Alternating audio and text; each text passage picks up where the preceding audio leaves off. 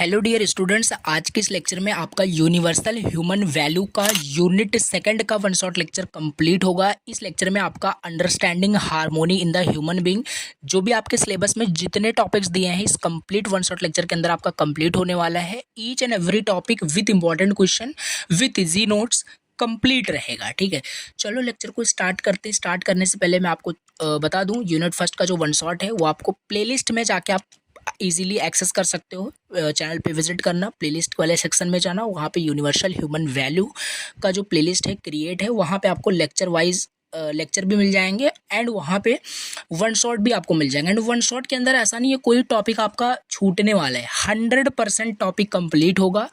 Easy word में मैं आपको समझाऊंगा, इंपॉर्टेंट क्वेश्चन भी आपको लेक्चर के अंदर ही कंप्लीट मैं करा देता हूँ। अदर से भी मैंने व्हाट्सएप ग्रुप में आपको नोट्स भी सेंड कर दिए थे कंप्लीट 5 यूनिट का, तो वो आप जाके आप देख सकते हो। चलो स्टार्ट करते हैं। पहले unit second, understanding harmony in the human being. ठीक है, यूनिट फर्स्ट अगर आपने अच्छे से देखा है तो समझ में आपको आएगा, रटनी नहीं पड़ेगी आपको चीज़ें यहाँ पे। ठीक है, स्टार्ट करते हैं। स्टार्ट करने से पहले छोटी सी एक रिक्वेस्ट होगी, चैनल पे अगर फर्स्ट टाइम विजिट कर रहे हो तो मैं आपको बता दूं, ऑपरेटिंग सिस्टम का कंप्लीट प्लेलिस्ट आपको मिल जाएगा चैनल पे, आप जाके देख सकते हो। ऑपरेटिंग सिस्टम पढ़ सकते हो, पाइथन प्रोग्रामिंग का भी प्लेलिस्ट आपको मिल जाएगा कंप्लीट, आप देख सकते हो। वो भी उसके जो वन शॉट लेक्चर है अपडेट हो जाएंगे। ठीक है, तो स्टार्ट करते हैं। तो ये रहा आपका नोट्स। ठीक है, तो यहाँ पे यूनिट फर्स्ट पूरा कंप्लीट हो चुका है, आपने देखा होगा। अगर आपने प्रीवियस लेक्चर को नहीं देखा है तो प्लीज़ फर्स्ट आप प्रीवियस लेक्चर्स को देखिए, जिससे कि जो लेक्चर्स अपकमिंग लेक्चर्स है या आज का जो लेक्चर है आपको समझ में अच्छी तरीके से आएगा, क्योंकि बहुत ही कनेक्टेड टॉपिक सारे हैं। मतलब यहाँ पे आपको थोड़ा सा डिफिकल्ट हो जाएगा अगर आपने प्रीवियस लेक्चर्स को नहीं देखा है। तो प्रीवियस लेक्चर्स को प्लीज़ कंप्लीट कर लीजिए, देन आप यूनिट सेकंड आप स्टार्ट कर सकते हैं। तो यूनिट का जो नाम है आपका understanding harmony in human beings. ठीक है, और देखिए सबसे पहले यहाँ पे हम चलिए डायरेक्ट टॉपिक स्टार्ट करते हैं। जैसे आपका टॉपिक था ह्यूमन बीइंग्स को existence of I and body, ये हम डिटेल से देखेंगे क्या होता है। सेल्फ मीन्स आई क्या होता है, बॉडी क्या होता है, सारी चीज़ हम देखेंगे। तो देखिए अभी आपको सबसे पहले तो याद करके चलना है आई का जो मतलब है। पहला तो ये आपको पता होना चाहिए, आई मीन सेल्फ होता है, नहीं आप कोई खुद के बारे में बात कर रहा है। आई का मतलब सेल्फ आप मान के चलिए, और आई का मतलब आप सुख भी समझ सकते हैं, और बॉडी का मतलब सुविधा आपको याद रखनी है, सुख एंड सुविधा। अब यहाँ पे हम स्टार्ट करते हैं टॉपिक। देखिए क्वेश्चन आपको इस तरीके से डायरेक्ट एग्जाम में एज इट इज मिल सकता है, और क्वेश्चन वाइज हम यहाँ पे डिस्कस कर लेंगे और सारे टॉपिक्स आपके साथ ही साथ कवर भी हो जाएंगे। ठीक है, तो यहाँ पे फर्स्ट क्वेश्चन है, what do you mean bye सुख एंड सुविधा। देखिए बहुत ही इजी वर्ड में देखेंगे, सुख एंड सुविधा का क्या मतलब होता है, ये आपको एक्सप्लेन करना है। तो देखिए सिंपल सी चीज़ है, इसलिए मैंने बोला प्रीवियस लेक्चर को अगर आपने देखा है तो इसी तरीके से समझ पाओगे। देखो सुख का मतलब क्या होता है, सुख एंड सुविधा are both terms from the Hindi language. हाँ, हिंदी लैंग्वेज से लिया गया है, कॉमनली ये यूज होता है इंडियन कल्चर में। हमारे कल्चर में सुख एंड सुविधा, जैसे नाम से आपको पता चला होगा क्या होता है सुख, क्या होता है सुविधा, ऑलरेडी हमने डिस्कस कर रखा है इसको। सुख का मतलब होता है, यहाँ पे देख सकते हो, अगर इसको हम इंग्लिश में समझें तो हैप्पीनेस। हैप्पीनेस का मतलब क्या होता है ये आपको एक्सप्लेन करना, और ऑलरेडी हमने हैप्पीनेस, प्रॉस्पेरिटी और ये सारी चीज़ें हमने पढ़ रखी हैं। ठीक है, तो वही आपको फिर से एक्सप्लेन करना है और थोड़ा सा इलस्ट्रेट करना है। यहाँ पे देखिए लिखा है यहाँ पे, सुख रेफर्स टू हैप्पीनेस और pleasure, it's the feeling of joy. Simple सी बात है, हैप्पीनेस हमने ऑलरेडी देखा था, हैप्पीनेस एक तरीके का फीलिंग होता है of joy, of excitement that arises from various experience in life. ठीक है, सुख कम फ्रॉम या happiness come from simple things like spending time with our family, with our friends, with loved ones, achieving goals और enjoying moment of relaxation.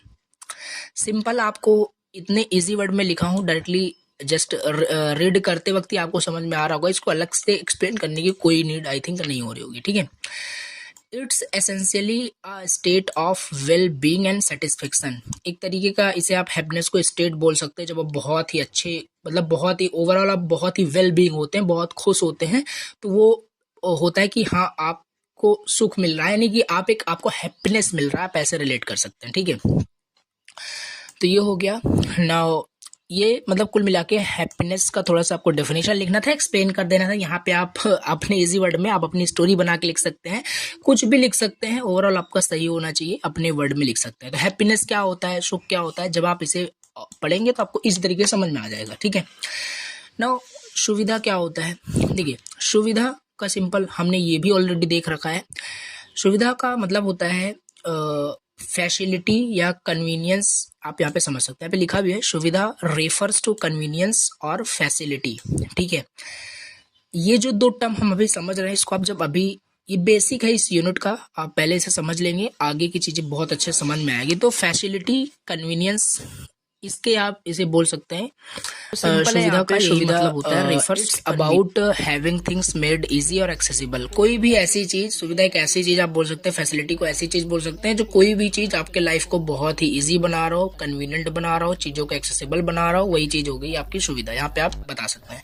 और भी आगे यहाँ पे लिखा हुआ है सुविधा कैन बी एनीथिंग, जो बताया वही लिखा है, that makes your life more convenient whether it is any services like. अब एक एग्जांपल ले लेते हैं सुविधा का क्या मतलब है, फैसिलिटी का। जैसे मान लीजिए आपको डेली अप डाउन करना होता है अपने कॉलेज या कहीं पे भी आपको जाना होता है, तो आप ट्रांसपोर्टेशन को समझ सकते हैं, एक तरीके का सुविधा है, एक रिसोर्सेज, फैसिलिटी बोल सकते हैं, जो आपको आपके लाइफ को बहुत ही कन्वीनियंट करता है। आपको कहीं भी जाना होता है तो आप अपने बाइक से, अपने जो है व्हीकल से आप जा सकते हैं, तो आपके लाइफ को कन्वीनियंट बना रहा है, इजी बना रहा है। सो ये आप बोल सकते हैं, सुविधा का एग्जांपल आप लिख सकते हैं। एंड यहाँ पे और भी लिखा है, it's about having the resources and support to accomplish task with easy manner में आप बोल सकते हैं। तो ये सारी चीजें आपको इजी तरीके से समझ में आ रही है, बहुत ही इजी वे में लिखा है।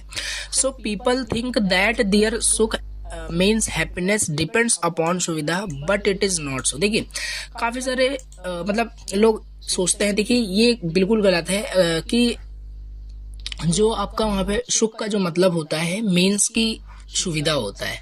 अगर आपके पास सुविधा नहीं है तो यानी आप सुख नहीं रहेंगे या हैप्पीनेस आपके पास नहीं रहेगा। लेकिन बिल्कुल ये रॉन्ग होता है कि यहाँ पे जैसे लिखा भी है, पीपल सोचते हैं, पीपल थिंक्स दैट कि जो सुख होता है मीन्स हैप्पीनेस जो होता है डिपेंड रहता है सुविधा पे, फैसिलिटी पे डिपेंड रहता है, बट ऐसा नहीं है। But it is not so. Happiness depends upon our thinking, our mental ability, mental satisfaction. जो हैप्पीनेस होता है, जो सुख होता है, वो ऑल्सो डिपेंड करता है किस पे, हमारे थिंकिंग पे, हमारे थॉट्स, हमारे फीलिंग्स, हमारे बिहेवियर पे डिपेंड करता है कि हमें हैप्पीनेस मिलेगा या नहीं मिलेगा। आपका जो हैप्पीनेस होता है वो सुविधा पे डिपेंड नहीं करता, मीन्स की फैसिलिटी पे डिपेंड नहीं करता। एग्जांपल ले सकते हैं, अगर आपके पास जैसे कि सुविधा में मतलब फैसिलिटी में आपके पास पैसा भी हो सकता है, मनी भी हो सकता है, आपके पास बहुत पैसा है, तो क्या आप पैसे से हैप्पीनेस ले सकते हैं? नहीं ले सकते, ऑलरेडी आपको पता है। तो वही चीज यहाँ पे है। तो सुख जो हैप्पीनेस होता है डिपेंड नहीं करता सुविधा पे, ये चीज आपको याद रखनी है। तो ये रहा आपका पहला question, what do you understand by, what do you mean bye सुख एंड सुविधा, मीन्स यहाँ पे आप समझ सकते हैं। ऐसे भी अगर आपसे पूछा जाता है what do you mean bye I and body, also आपको ये एक्सप्लेन करना है। ठीक है, इसीलिए ऊपर मैंने आपको बता दिया। अब हम सेकंड क्वेश्चन देखते हैं और इसी के साथ आपका जो टॉपिक है सिलेबस का वो भी कंप्लीट हो रहा है। ठीक है, सेकंड क्वेश्चन यहाँ पे है, इंपॉर्टेंट है ये भी, what are the consequences of confusing between सुख एंड सुविधा। देखिए, सिंपल सी बात है, यहाँ पे आपको क्वेश्चन बोल रहा है कि आपको सुख एंड सुविधा में जो कंफ्यूजन है, समझने के लिए लोग समझते हैं सुख सुविधा पे डिपेंड है, सुविधा सुख पे डिपेंड है। तो ये जो कंफ्यूजिंग का जो कॉन्सिक्वेंसेज है, मतलब जो रिजल्ट है, उसको आपको बताना है, डिफरेंस कुल मिला के आपको बताना है सुख एंड सुविधा में क्या कंफ्यूजन के कॉन्सिक्वेंसेज हैं। तो यहाँ पे वही अपने इजी वर्ड में लिखना है, एक्सप्लेन करना है। और यहाँ पे आप अपना भी पॉइंट ऑफ व्यू लिख सकते हैं एग्जाम में, ऐसा कुछ भी नहीं है, क्योंकि ये सब खुद से मैं मतलब राइट किया हूँ, तो आप भी लिख सकते हैं, कोई इशू नहीं है। यहाँ पे जैसे लिखा है, सुविधा do not necessarily bring your happiness, that is a fact of life. Simple यहाँ पे लिखा है इजी वर्ड में कि सुविधा कोई जरूरी नहीं है कि आपकी सारी हैप्पीनेस पूरा करे, मतलब कि सुविधा से हैप्पीनेस कंपेयर नहीं की जा सकती। ऑलरेडी आपको बताया, आपके पास बहुत पैसे हैं, सुविधा आपके पास, सुविधा ही सुविधा आपके पास है, बहुत सारी फैसिलिटी आपको है, फिर भी बट स्टिल आप वहां पे खुश नहीं रहते हैं। तो वो चीज है, do not necessarily bring your happiness, that is the fact of life. और ये फैक्ट है लाइफ का। आगे यहाँ पे लिखा है, it is a hard fact to understand sometime, especially in a society that tries very hard to teach you otherwise। और इस टाइप की जो consequences हैं of confusing between सुख एंड सुविधा, हैप्पीनेस एंड फैसिलिटीज, ये जो हमारी सोसाइटी है, मीन्स हमारे घर में, ये सारे मतलब बहुत ही डिफिकल्ट टू बिलीव कराना है किसी को भी कि ये चीज़ें ऐसा नहीं है, क्योंकि हर लोगों के दिमाग में यही होता है कि जो सुख होता है वो डिपेंड करता है सुविधा पे। मेरे पास बहुत पैसा रहेगा, मेरे पास बहुत सुविधाएं रहेगी, तब हम खुश रहेंगे, नहीं तो हम खुश नहीं रहेंगे। जबकि ऐसा बिल्कुल भी नहीं होता। और यहाँ पे वही लिखा है, हार्ड फैक्ट है बिलीव कराना कि अपनी सोसाइटी को, तो ये फैक्ट ऑफ लाइफ है आप बोल सकते हैं। बट इफ चूजन प्रॉपरली, सुविधा are significantly enhance our lives. अगर लेकिन सही तरीके से देखें, हैप्पीनेस तो नहीं, हैप्पीनेस पे तो डिपेंड नहीं कर सकता, बट सुविधा हमारे लाइफ को इनहेंस कर सकता है। मीन्स ऑलरेडी हमने सुविधा की डेफिनेशन पढ़ रखी है, समझ लिया सुविधा क्या होता है। हमारे लाइफ को बहुत इजी करता है, कन्वीनियंट कर सकता है, बट ये गारंटी नहीं है कि सुविधा हो जाने से हमें खुशी ही मिलेगी। ठीक है, प्रोवाइडिंग कंफर्ट, हमें कंफर्टेबल फील करा सकता है, ओवरऑल बहुत अच्छा हम फील करेंगे, बट ओवरऑल अगेन हैप्पीनेस पे डिपेंड नहीं है। अगेन बार बार बोल रहा हूँ, इस वजह से कंफ्यूज नहीं होना है। ठीक है, प्रैक्टिकल सारी चीजें यहाँ पे आप पढ़ सकते हैं, समझ सकते हैं, रटना यहाँ पे अगेन कोई भी चीज नहीं है आपको। ठीक है, अब यहाँ पे अदर्स सुविधा such as appliances help us preserve, cook and prepare our food. ठीक है, यहाँ पे और भी लिख सकते हैं, जैसे यहाँ पे बता रहा है कि प्रिजर्व करना, कुक को एंड प्रिपेयर करना फूड को, ये सारे भी मतलब सुविधा हो सकते हैं। सुविधा लाइक, यहाँ पे सुविधा like clothing keeps us warm, जैसे एक सुविधा ये भी हो सकता है कि like clothing keeps warm, dry and protect us from external elements, vehicles provides us quicker transportation. यहाँ पे जो भी मैंने ट्रांसपोर्टेशन का आपको एग्जांपल दिया था, वही एग्जांपल यहाँ पे आप राइट कर सकते हैं। और भी एग्जांपल आप लिख सकते हैं कि कैसे आपको ओवरऑल बताना है जो सुख एंड सुविधा है वो आपस में कैसे रिलेट कर रहे हैं। सुख डिपेंड नहीं होता है सुविधा पे, सुविधा भी डिपेंड सुविधा भी डिपेंड नहीं होता है सुख पे। ये आपको एक्सप्लेन करना है अपने इजी वर्ड में। जो कंफ्यूजन होता है उसी को आपको उसके कॉन्सिक्वेंसेस बताना है, रिजल्ट बताना है। यहाँ पे वही लिखा है कि कैसे सुविधा हेल्प करता है। ठीक है, ट्रांसपोर्टेशन, ये सारी चीजें आप लिख सकते हैं। बाकी इसे आप पढ़ेंगे बहुत इजी वे में, आप सारी चीजें यहाँ पे समझ सकते हैं। तो ये था आपका ये क्वेश्चन। बाकी और भी हम आगे देखते हैं। जैसे यहाँ पे लिखा है, the electronic devices allows us to research information. जैसे अब एक सुविधा ये भी है, मोबाइल फोन यूज करते हैं, लैपटॉप से वीडियो देख पा रहे हैं, आप मोबाइल से स्टडी कर पा रहे हैं, तो कहीं ना कहीं ये भी आपके लाइफ को इनहेंस किया है। लाइफ में बहुत सारी चीजों को, मतलब मोबाइल फोन ये बहुत अच्छा एग्जाम्पल है, आपके लाइफ को बहुत ही कन्वीनियंट कर दिया। किसी को भी कॉल करनी होती है, किसी से बात करनी होती है, आप इजी वे में आप कर सकते हैं। ज्यादा एक्सप्लेन करने की कोई जरूरत नहीं, ऑलरेडी आपको सारी चीजें पता है। Connect with friends family, already बताया, यहाँ पे वही लिखा है। Now people think that their happiness, again यहाँ पे वही पॉइंट आ गया। पीपल मतलब लोग सोचते हैं कि उनकी जो खुशियां होती हैं डिपेंड करती हैं सुविधा पे, but it is not so. Again happiness depends upon our thinking. Happiness depend करता है हमारे थिंकिंग पे, हमारे बिहेवियर पे, हमारे सेटिस्फेक्शन पे, इस पे डिपेंड करता है, बट नॉट डिपेंड्स ऑन सुविधा और फैसिलिटीज। ये हो गया सेकंड क्वेश्चन, क्या कॉन्सिक्वेंसेस हैं कंफ्यूजन के। नाउ इसके बाद हम थर्ड क्वेश्चन देख लेते हैं, और ये सारा आपका सिलेबस का टॉपिक ही चल रहा है। मैं आपको अगेन एक बार दिखा देता हूँ। ठीक है, ये रहा आपका सिलेबस, और यहाँ पे हम क्या समझ रहे हैं, हम यहाँ पे समझ रहे हैं सुख एंड सुविधा की मीनिंग क्या होता है, और ये सारे टॉपिक्स आपके आगे अभी आने वाले हैं, डिस्कस होंगे। ठीक है, तो आपका सिलेबस का ही सारा पार्ट चल रहा है, आपको परेशान नहीं होना है। यहाँ पे आपका नेक्स्ट क्वेश्चन इस तरीके से एग्जाम में पूछा जा सकता है, what do you human beings require both सुख एंड सुविधा। देखिए यहाँ पे सिंपल, देखिए यहाँ पे क्या लिखा है, क्वेश्चन बोल रहा है why do human beings require both सुख एंड सुविधा। मतलब जो ह्यूमन बीइंग्स होते हैं वे क्यों चाहते हैं सुख, मतलब क्यों हैप्पीनेस चाहते हैं, क्यों सुविधा चाहते हैं, क्यों फैसिलिटी चाहते हैं। कॉमन सेंस लगा के भी आपको समझ में आ रहा होगा, सुख क्यों चाहते हैं, हैप्पीनेस क्यों चाहते हैं, फैसिलिटी क्यों चाहते हैं, वही आपको अपने इजी वर्ड में जो भी आपको समझ में आता है वो लिखना है। तो यहाँ पे हम अगेन आंसर देख लेते हैं, समझ लेते हैं इजी वे में। ह्यूमन बीइंग्स रिक्वायर बोथ सुख एंड सुविधा because they serve different but equally important aspect of our wellbeings. Again हमने देखा यहाँ पे बता रहा है कि जो सुख एंड सुविधा होता है दोनों अलग अलग मतलब चीजें सर्व करते हैं, अलग अलग दोनों का इम्पोर्टेंस है, बट दोनों इक्वली हमारे लाइफ में इम्पोर्टेंट है। हमारे लाइफ में हैप्पीनेस है बट हमारे पास सुविधा नहीं है, तब भी हम लाइफ को अच्छे से एंजॉय नहीं कर पाएंगे। बहुत अच्छी सुविधाएं हैं बट हमें हैप्पीनेस नहीं है, तब भी एंजॉय नहीं कर पाएंगे। तो वो चीज है, दोनों इक्वली इम्पोर्टेंट है। ना अब दोनों को इम्पोर्टेंस हमें देखना है। तो पहला यहाँ पे आपका है इमोशनल फुलफिलमेंट, और यहाँ पे आपको इसके बजाय जो भी आपको समझ में आ रहा हो कॉमन आप सेंस लगा के आप फर्स्ट पे लिख सकते हैं। तो पहला यहाँ पे जैसे कि इमोशनल फुलफिलमेंट। अब इमोशनल फुलफिलमेंट क्या है? विदाउट सुख मीन्स हैप्पीनेस लाइफ में फील डल और empty, lacking in purpose and enjoyment. Simple सी बात है, इमोशनल फुलफिलमेंट नहीं होगा, आप इमोशनली बहुत खुश नहीं रहेंगे अगर विदाउट हैप्पीनेस की बात करें। जैसे वही ऑलरेडी हमने देखा कि डिपेंड नहीं है सुविधा पे, तो वही सेम चीज आपको लिखनी है। इसका इंपॉर्टेंस बताना है कि क्यों रिक्वायर है ह्यूमन बींग्स को दोनों ये टर्म जो है सुख एंड सुविधा। इमोशनल फुलफिलमेंट करने के लिए विदाउट सुख लाइफ में फील डल और empty, lagging in purpose and enjoyment, ये पहला हो गया। सेकंड यहाँ पे है प्रैक्टिकल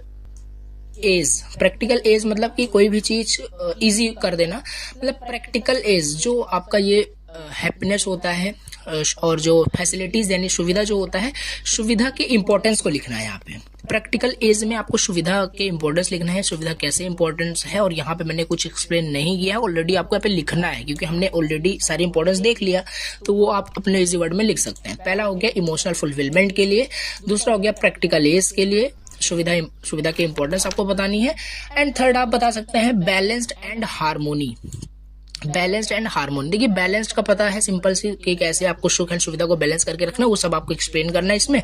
हार्मोनी का क्या मतलब होता है? हार्मोनी का मतलब आप समझ सकते हैं एकता, हिंदी में से बोलते हैं आसान, कोई भी चीज बोल सकते हैं कि हार्मोनी का सिंपल ये मीनिंग होता है। तो हैविंग बोथ सुख एंड सुविधा, हैप्पीनेस एंड फैसिलिटीज क्रिएट करता है एक sense of balanced and meaningful life. Simple सी बात है, अगर जैसे दोनों इंपॉर्टेंट रोल प्ले करते हैं, ऑलरेडी देखा, अगर आपके पास हैप्पीनेस है बट सुविधा नहीं है, अगेन लाइफ आपका इम्पटी जैसा आप फील करेंगे। अगर आपके पास सुविधाएं हैं बट हैप्पीनेस नहीं है, अगेन आप सेम वही आपका हो जाएगा, ठीक है।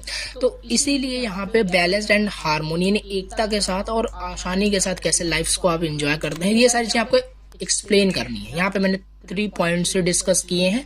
अगेन ये क्वेश्चन इस तरीके से बनता है 7 मार्क्स में। अगर कोई भी क्वेश्चन आता है, यहाँ पर्टिकुलर क्वेश्चन 7 मार्क्स में नहीं पूछा जाएगा, कंबाइन करके पूछ लेता है। पहला, दूसरा एंड तीसरा तीनों क्वेश्चन कंबाइन किया हुआ पूछा गया एग्जाम में, तीनों क्वेश्चन पूछा जा सकता है। आपको इजी वे में लिखना है 7 मार्क्स के कंटेंट के हिसाब से, ठीक है। अब ये हो गया आपका कि ह्यूमन बींग्स के लिए क्यों मतलब रिक्वायर है सुख एंड सुविधा, और भी आप लिख सकते हैं हैप्पीनेस, हैप्पी रहने के लिए, गुड हेल्थ के लिए, ठीक है। तो ये सारी चीजें आप देख सकते हैं, आप अपने भी वर्ड में लिख सकते हैं। इमोशनल फुलफिलमेंट हो गया, और प्रैक्टिकल एज हो गया, और बैलेंस्ड एंड हार्मोनी लाइफ हो गया। एक बार ओवरव्यू ले लेते हैं, ब्रीफ समरी लेते हैं क्या क्या हमने पढ़ा। हमने यहाँ पे यूनिट 2 हमने स्टार्ट किया। हमने पहला क्वेश्चन देखा, what do you mean bye सुख एंड सुविधा का डीपली मीनिंग हमने समझा with an example. And second question हमने कॉन्सिक्वेंसेज ऑफ कंफ्यूजिंग बिटवीन सुख एंड सुविधा ये देखा। एंड थर्ड यहाँ पे जो क्वेश्चन है ह्यूमन बींग्स के लिए क्यों रिक्वायरमेंट है, नीड बतानी है सुख एंड सुविधा की ह्यूमन बींग्स के लिए, और जो कि आप अपने इजी वर्ड में कॉमन सेंस लगा के और भी अच्छे से लिख सकते हैं। 3 पॉइंट्स ही हमने देखे, तो और भी आप लिख सकते हैं का टॉपिक। और क्वेश्चन वाइज हम डिस्कस कर रहे हैं, ऑलरेडी हमने 3 क्वेश्चन डिस्कस कर लिए, और सिलेबस का टॉपिक भी आपका इसी तरीके से कंप्लीट होता जा रहा है, ठीक है। और ये मोस्ट इंपोर्टेंट क्वेश्चंस भी आपके कवर हो रहे हैं जो एग्जाम में आए हुए क्वेश्चन है। तो यहाँ पे देखिए क्वेश्चन क्या बोल रहा है। क्वेश्चन यहाँ पे आपसे पूछ रहा है the needs of self are qualitative, illustrate करना है। देखो अभी हम need of self and need of body देखेंगे। पहले तो एक इम्पॉर्टेंट क्वेश्चन ये है कि जो सेल्फ की जो नीड होती है वो क्वालिटेटिव कैसे होती है, आपको एक्सप्लेन करना है। देखो क्वेश्चन आपको पहले समझना है। The needs of self are qualitative, illustrate करिए, ठीक है। और needs of body are quantitative, इसको भी इलस्ट्रेट करना है। दोनों हमने अलग अलग पहले समझा है, ये कंबाइन करके 7 मार्क्स में क्वेश्चन पूछा गया है और पूछा जा सकता है। तो the needs of self are qualitative क्या होता है, चलिए देखते हैं। देखिए इजी वे में आपको समझ में आएगा, आपको परेशान नहीं होना है। The needs of the self are qualitative means, इसका मतलब है that the things we need to feel fulfilled and happy are not always about quantity और नंबर्स। देखिए मीन्स की नीड ऑफ सेल्फ का सिंबल मतलब है कि जो भी सेल्फ का मतलब क्या होता है हमने ऑलरेडी देखा। सेल्फ का मतलब I means I and body, जो ये अलग थोड़े से दिए हैं टर्म। आई का मतलब सेल्फ, सेल्फ का मतलब आई, ठीक है। तो जो हमारे मतलब नीड्स, जैसे आप और हमें जो नीड्स होता है, वो जो नीड्स होता है वो क्वालिटेटिव नीड्स होता है, ठीक है। क्वालिटेटिव नीड्स होता है, क्वांटिटेटिव नीड्स नहीं होता है। अभी हम आगे एक एग्जांपल से समझेंगे, बहुत अच्छे समझ में आएगा। तो यहाँ पे वही लिखा है, कोई भी हमारी नीड्स है उसे फुलफिल करने के लिए, हम उसे फुलफिल करने के लिए जो नीड्स होता है वो क्वालिटेटिव होता है, और उसे हम उसको हम कंसाइडर नहीं कर सकते क्वांटिटी में या नंबर्स में, उसे हम काउंट नहीं कर सकते। अभी समझ में नहीं आ रहा होगा, आई नो, बट आगे बहुत अच्छे हम समझ में आने वाला है। They are more about the quality of our experience and feelings, ठीक है। देखिए अब चलिए यहाँ पे हम समझते हैं बहुत अच्छे से। नाउ इमेजिन करिए, imagine you have 2 plates of food. Imagine करिए आपके सामने एक 2 प्लेट्स रखे हुए हैं जो कि फूड से भरे हुए हैं, ठीक है। एक प्लेट जो है वो फिल है with a lot of plain crackers. Lot of plain crackers कुछ खाने वाली चीज़ें होगी या कुछ हो सकता है, ठीक है। तो अभी समझ के चलिए, 2 प्लेट्स आपके सामने रखी है, एक प्लेट्स में पूरा भरा हुआ है, उस प्लेट में क्या भरा हुआ है, प्लेन क्रैकर्स कुछ भरे हुए हैं, ठीक है। And the other plates has a small but delicious slice of cake. और दूसरा जो प्लेट है उसमें कुछ केक के टुकड़े रखे हुए हैं जो कि बहुत ही डिलीशियस है, बहुत ही स्वादिष्ट है, ठीक है। इमेजिन के करिए भी बहुत अच्छे समझ में आएगा।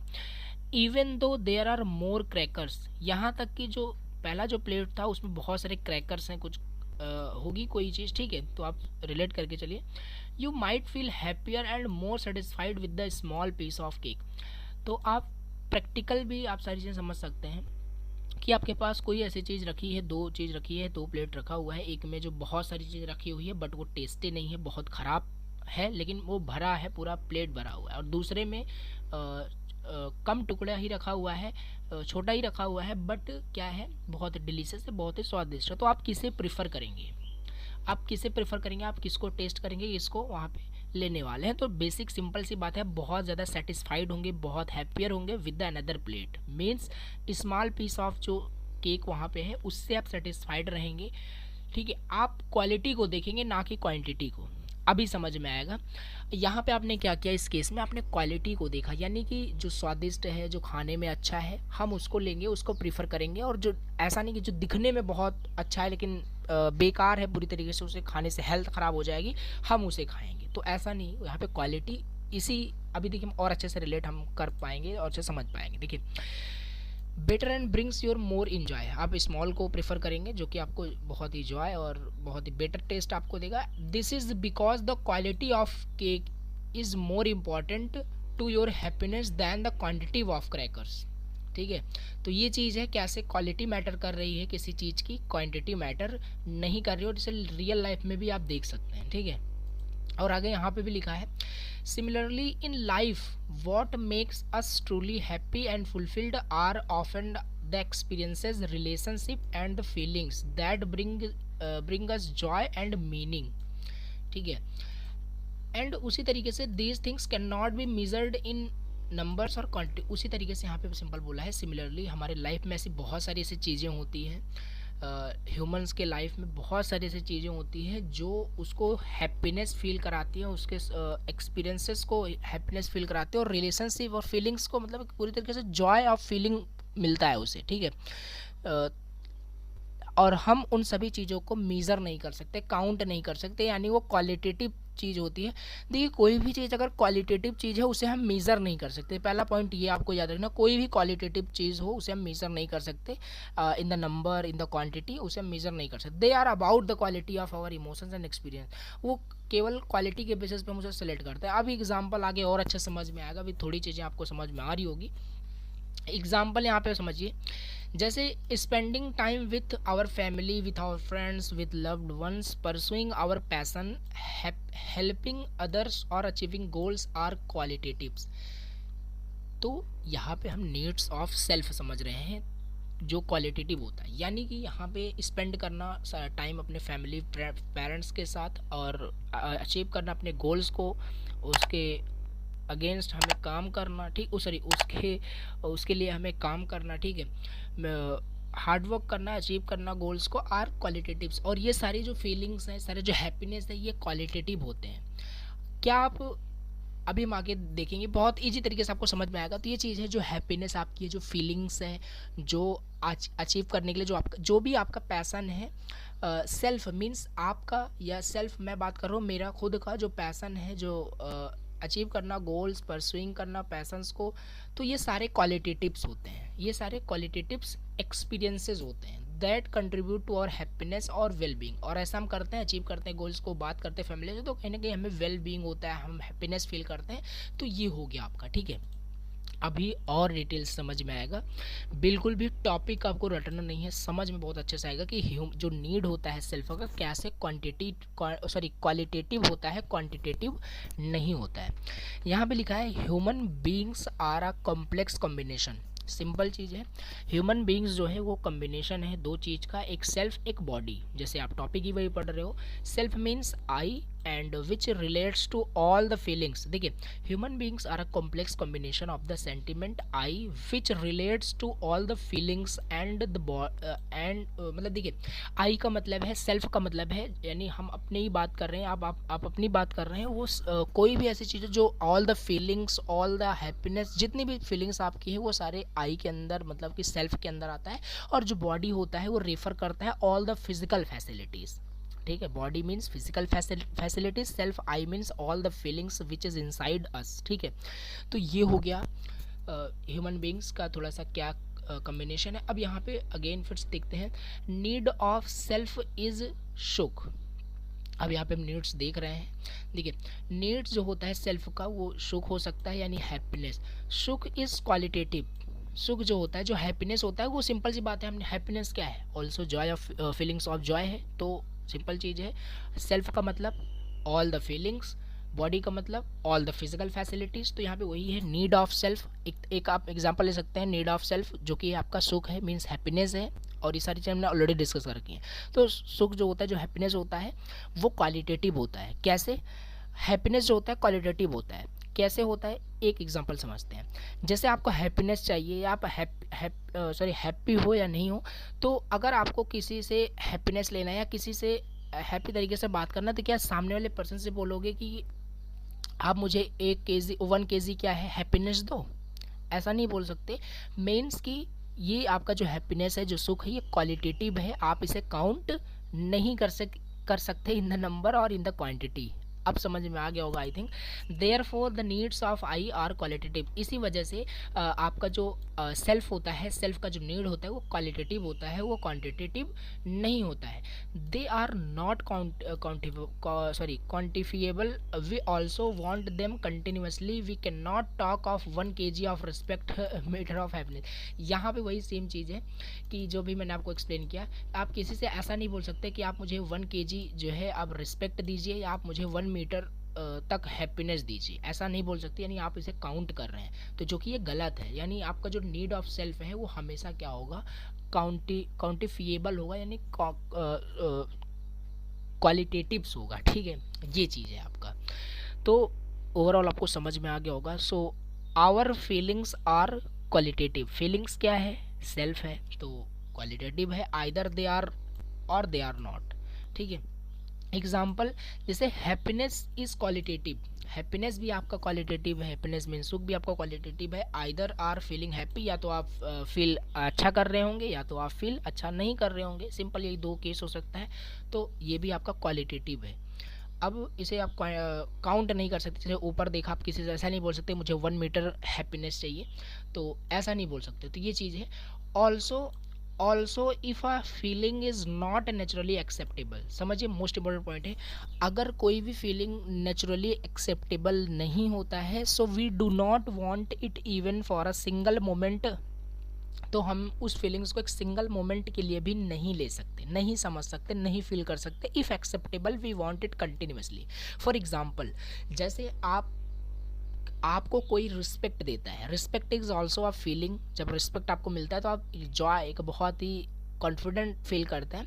तो ये चीज़ है, अगर जैसे आपको कोई रिस्पेक्ट करता है, तो हम देखिए नेचुरल एक्सेप्टेंस ऑलरेडी पढ़ चुके हैं, इसलिए मैंने बताया था प्रीवियस लेक्चर्स को आप देखोगे बहुत अच्छे समझ में आ रहा होगा।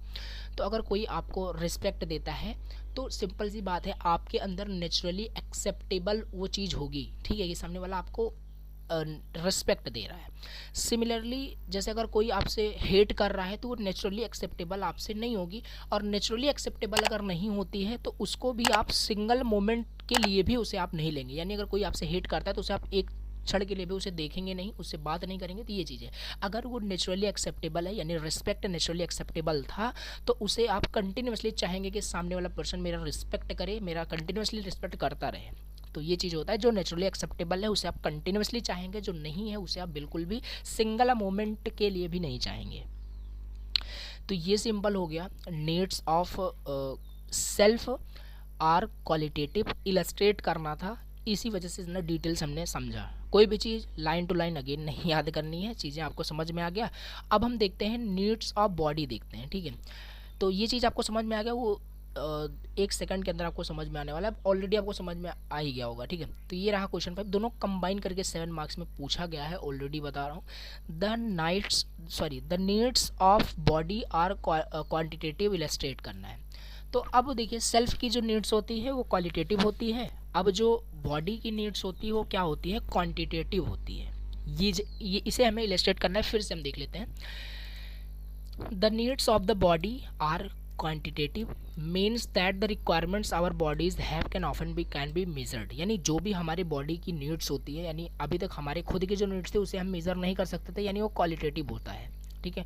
अब हमारे बॉडी के लिए जो नीड्स है, जो रिक्वायरमेंट्स है, बॉडी के लिए जो नीड्स है, उसको हम मेजर कर सकते हैं, उसको काउंट कर सकते हैं in the number, in the quantity. ये इसीलिए आपका जो नीड्स होता है बॉडी का वो क्वांटिटेटिव होता है, इसी को आपको समझाना है, इलस्ट्रेट करना है। तो ये हो गया। फॉर एग्जांपल गलत पर समझते हैं, बहुत अच्छे समझ में आएगा। For example if you are thirsty, your body needs water to stay hydrated, you can measure this need। देखिए यहाँ पे एग्जांपल समझते हैं। जैसे मान लो आप बहुत थके हुए हो, ठीक है, एग्जांपल रेड करिए। अब मान लीजिए बहुत थके हुए हो, तो आपकी बॉडी को भी क्या चाहिए, हाइड्रेटेड होने के लिए, यानी एक एनर्जी अंदर से लाने के लिए आप या तो ड्रिंक कर सकते हो, वाटर ड्रिंक कर सकते हो, और जिसमें कि आपको कितना वाटर ड्रिंक करना है आप इसे बिल्कुल काउंट कर सकते हो। मे बी आपकी बॉडी 8 ग्लास पर डे उसको रिक्वायर हो, 8 ग्लास जैसे ही वो ड्रिंक करती है आपकी बॉडी अगेन एनर्जेटिक हो जाती है, एनर्जी आपके अंदर आ जाती है। तो यहाँ पे देखिए जो नीड है, नीड क्या है, वाटर, पानी पीना नीड है आपके बॉडी के लिए, नीड है, हम इसे काउंट कर पा रहे हैं, मेजर कर पा रहे हैं। सो इट्स हैंस प्रूव्ड कि जो आपका नीड्स होता है बॉडी का वो क्वांटिटेटिव होता है, हम मेज़र करते हैं। कोई भी चीज़ आप बॉडी के लिए ले सकते हैं, हमेशा आपको वो मेज़र करते हुए ही मिलेगा, आप उसे मेज़र कर सकते हैं। एग्जांपल आप एक और ले लीजिए, sleep also the needs of body, means कि सिंपल सी बात है, जो भी नीड्स है आपकी बॉडी के लिए उसे हम मेजर कर सकते हैं। तो स्लीप को भी हम मेजर कर सकते हैं, सिंपल सी बात है। नॉर्मली देखा जाए ह्यूमंस के लिए 7 to 8 हावर्स जो आपके नॉर्मली जो स्लीप टाइम पीरियड होता है इतना इनफ होता है। तो यहाँ पे भी हम मेज़र कर पा रहे हैं, हावर्स में हम मेज़र कर पा रहे हैं, तो ये भी आपका हो गया क्वांटिटेटिव। एक और एग्जांपल हम ले सकते हैं, जैसे आप बहुत भूखे हैं, यहाँ पे लिखा भी है similarly when you are hungry your body needs food. जब आप बहुत भूखे रहते हैं तो आपको खाने की ज़रूरत होती है, ये भी एक नीड्स ही है जो कि एनर्जी आपको प्रोवाइड करता है, which also can be measured. जो ऑल्सो हम फूड को भी मेजर कर सकते हैं कि हम 2 रोटी खाएंगे, 3 रोटी खाएंगे। तो ये अलग अलग से एग्जाम्पल आप लिख सकते हैं, डेफिनेटली लिख सकते हैं एग्जाम में, कोई दिक्कत नहीं। तो ये हो गया needs of body are quantitative. और भी हम आगे देख लेते हैं, अदर एग्जाम्पल स्लीप, ये भी एक्सप्लेन कर सकते हैं। लेकिन एक थोड़ा सा मेन पॉइंट है, when we try to exceed these limits it becomes troublesome for after some time. कोई देखिए नीड्स ऑफ जो बॉडी होता है, अगर हम इसे ट्राई टू एक्सीड करते हैं, मतलब इसे हम बढ़ाने की या बहुत कम करने की कोशिश करते हैं, तो also after some time it will be become troublesome, मतलब हमारे लिए परेशानी मतलब क्रिएट कर देता है। जैसे सपोज करिए स्लीप का जो सिंपल जो टाइम पीरियड जैसे मैंने बताया 7 to 8 आवर्स या 6-7 जो भी होता है, तो अगर इसे आप इंक्रीज़ कर दें, आप 24 के 24 घंटे सोते रहे हैं और 24 के 24 घंटे आप सो रहे हैं या 1 घंटे भी नहीं सो रहे हैं, तो कहीं ना कहीं आपके लिए ट्रबल क्रिएट करेगा, परेशानी क्रिएट करेगा। तो ये चीज़ है, इसे हम एक्सीड नहीं कर सकते, इसे हम डिक्रीज़ भी नहीं कर सकते। ठीक है, बैलेंस करके चलना पड़ता है। वही सेम चीज़ लिखा है, when we try to continue infinitely physical facilities the following pattern. अब यहाँ पे थोड़ा डायग्राम है, जब हम ट्राई करते हैं कंटिन्यू इनफाइनेटली तक, मतलब हम सोते रहें या खाना खाते रहें, हम बहुत ही खा पी रहे हैं, तो ये कुछ थोड़ा सा रिलेट करके आप समझ सकते हैं। तो ये पैटर्न फॉलो होता है, ठीक है। कंटिन्यूसली जब वही चीज़ आप फिजिकल फैसिलिटीज़ के लिए करते रहेंगे, जैसे यहाँ पे इसका रिजल्ट ये होगा, ठीक है। जैसे पहले जब शुरू में करोगे, सिंपल सी बात है, 7 हावर सोना, और ठीक है, तो ये आपका नेसेसरी है और यूज़फुल भी है, नेसेसरी भी है, यूज़फुल भी है, ठीक है। उसी तरीके से जब इसको आप इंक्रीज़ करेंगे, जब इसमें और डीपली जाएंगे, तो सिंपल सी बात है, 12 हावर्स सोना अननेसेसरी है बट यूज़फुल भी नहीं है, ठीक है। देखिए, यूज़फुल हो सकता है, यहाँ पे ऐसे कुछ आपके एग्जांपल यहाँ पे सही मतलब हो भी सकते हैं। जैसे कि देखिए, जैसे कि एग्जांपल हम ले सकते हैं, जैसे हाँ देखिए, जैसे अभी हम फूड का एग्जांपल ले लेते हैं। हम बहुत भूखे हैं, तो हमने जब स्टार्ट किया, ईट करना स्टार्ट किया, तो नेसेसरी भी था, आवश्यक था, हमें भूख लगी थी, हम खा भी रहे थे, और यूज़फुल भी हमारी बॉडी के लिए। तो अब उसे हम और भी इंक्रीज़ कर देंगे, एक्सीड कर देंगे, तो अब फालतू जब हमारा मतलब मतलब पेट हमारा भर चुका है, फिर भी हम अननेसेसरी फूड्स को खा रहे हैं, तो वो अननेसेसरी हो गया, बट वो क्या है, यूज़फुल है हमारी बॉडी के लिए। वैसा भी नहीं है खाना हमारी बॉडी के लिए हार्मफुल है, यूज़फुल है कि नहीं, तो ये हो गया। लेकिन हम उसे और भी इंक्रीज़ कर देंगे, यानी यूज़फुल तो चलो है, ठीक है, उसे हम और भी इंक्रीज़ कर देंगे, तो वो क्या हो जाएगा, अननेसेसरी हो जाएगा और यूज़लेस हो जाएगा।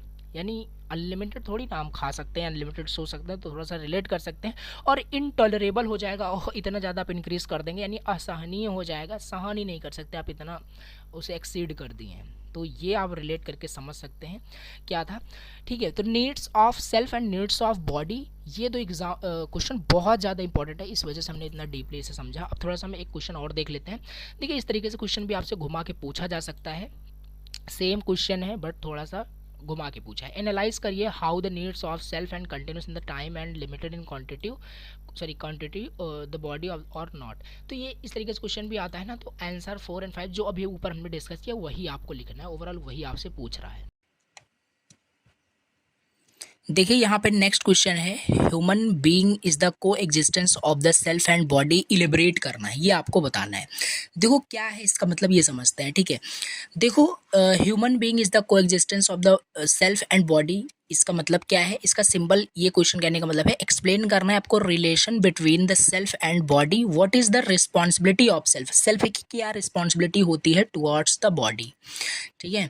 देखो, ये सारे हमने अभी मतलब क्वेश्चन यहाँ पे समझ लिए हैं, देख लिए हैं। एक सेकंड में आपको बताता हूँ। ये चीज़ हमने देखा कि क्या होता है, needs of body, needs of self, ये सारी चीज़ें हमने यहाँ पे डिस्कस की, ठीक है। क्वालिटेटिव एंड क्वांटिटेटिव का क्या मतलब है, क्यों होता है, इजी एग्जांपल के वजह से ये सारी चीज़ें हमने समझ ली हैं, ठीक है। तो यहाँ पे देखो, अब यहाँ पे हम समझते हैं human being is the coexistence का क्या मतलब होता है। एक सेकंड, ठीक है। देखिए, ये रहा आपका। तो देखो, ह्यूमन बींग्स, देखो सबसे पहले मैं आपको बता दूँ सेल्फ एंड बॉडी का मतलब क्या है, कि देखो ह्यूमन बींग जो होता है वो दो एसेंशियल पार्ट्स से बोलो मिलकर बना हुआ है, सेल्फ एंड बॉडी। अब सेल्फ का क्या मतलब है, बॉडी का क्या मतलब है, ये समझते हैं, इनमें रिलेशन बताना है और क्या रिस्पॉन्सिबिलिटी होती है सेल्फ की टुवर्ड्स द बॉडी, वही हमें एक्सप्लेन करना है।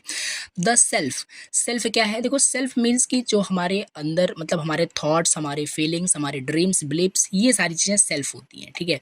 बिना सेल्फ के एक ह्यूमन बींग मतलब इम्पटी आप बोल सकते हो, ठीक है। तो दो चीज़ें इंपॉर्टेंट है, अगर एक ह्यूमन बींग आप बोल रहे हो कि ह्यूमन, अगर कोई पर्सन एक ह्यूमन है तो वो दो चीज़ें उसके अंदर होगी, एक सेल्फ होगा, एक बॉडी होगा उसका।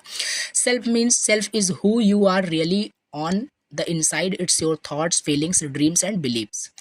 द बॉडी, बॉडी का मतलब क्या है, the body is a physical part of you, it's what you can see, touch and body allows you to interact with the world around you. देखो, इतने इजी वर्ड में लिखा है, इसमें मैं आपको अब और कितने डिटेल से बताऊं, यहाँ पे सारी चीज़ लिखा है, आप अच्छे से इसे पढ़ना, रिवाइज करना, नोट्स आपके पास है, बाकी मैं आपको अच्छे से समझाता हूँ, ठीक है। जब हम कहते हैं कि ह्यूमन बीइंग को एग्जिस्टेंस है सेल्फ एंड बॉडी का, तो इसका मतलब है कि ये दो पार्ट जो है जब एग्जिस्ट करता है टुगेदर, मतलब सेल्फ एंड बॉडी जब आपस में मिलता है तो एक एंटिटी का निर्माण होता है, मतलब एक एंटिटी आप समझ सकते हो क्रिएट होता है, जो कि है आपका ह्यूमन बीइंग। जब सेल्फ एंड बॉडी को मिला देते हैं ह्यूमन बीइंग उसे हम बोलते हैं। ठीक है, नाउ द रिस्पॉन्सिबिलिटी, हमने सेल्फ समझ लिया, बॉडी समझ लिया क्या है, ह्यूमन इज अ को एग्जिस्टेंस का मतलब क्या है ये समझ लिया। ठीक है, अब रिस्पॉन्सिबिलिटी क्या होती है सेल्फ का टुवर्ड्स द बॉडी। ठीक है, देखो रिस्पॉन्सिबिलिटी ऑफ सेल्फ का मतलब है कि take care of the body and ensure its well being, यानी कि सेल्फ की रिस्पॉन्सिबिलिटी ये होती है कि जो बॉडी है वो हेल्थी रहे। ठीक है, हेल्दी रहे और वेल बीइंग रहे, ओवरऑल कहने का मतलब है। पहला आपका फिजिकल केयर, क्या क्या रिस्पॉन्सिबिलिटी है, पहला फिजिकल केयर, यानी कि आपके बॉडी का जो फिजिकल केयर है दैट इज़ वेरी इंपॉर्टेंट। ये रिस्पॉन्सिबिलिटी पहला आपका होता है सेल्फ का, यानी आप food, enough sleep, exercising, keep healthy, ये रिस्पॉन्सिबिलिटी पहला आपका फिजिकल केयर हो गया। दूसरा हेल्थ मेंटेनेंस, हेल्थ मेंटेनेंस मतलब the self should also prioritize. देखो सेल्फ का मतलब आपको समझ में आ गया होगा, सेल्फ मतलब कि जो आपके अंदर आपके थॉट्स, आपके फीलिंग्स, आप कैसे सोचते हो। ठीक है, तो ये चीज़ है आपका सेल्फ।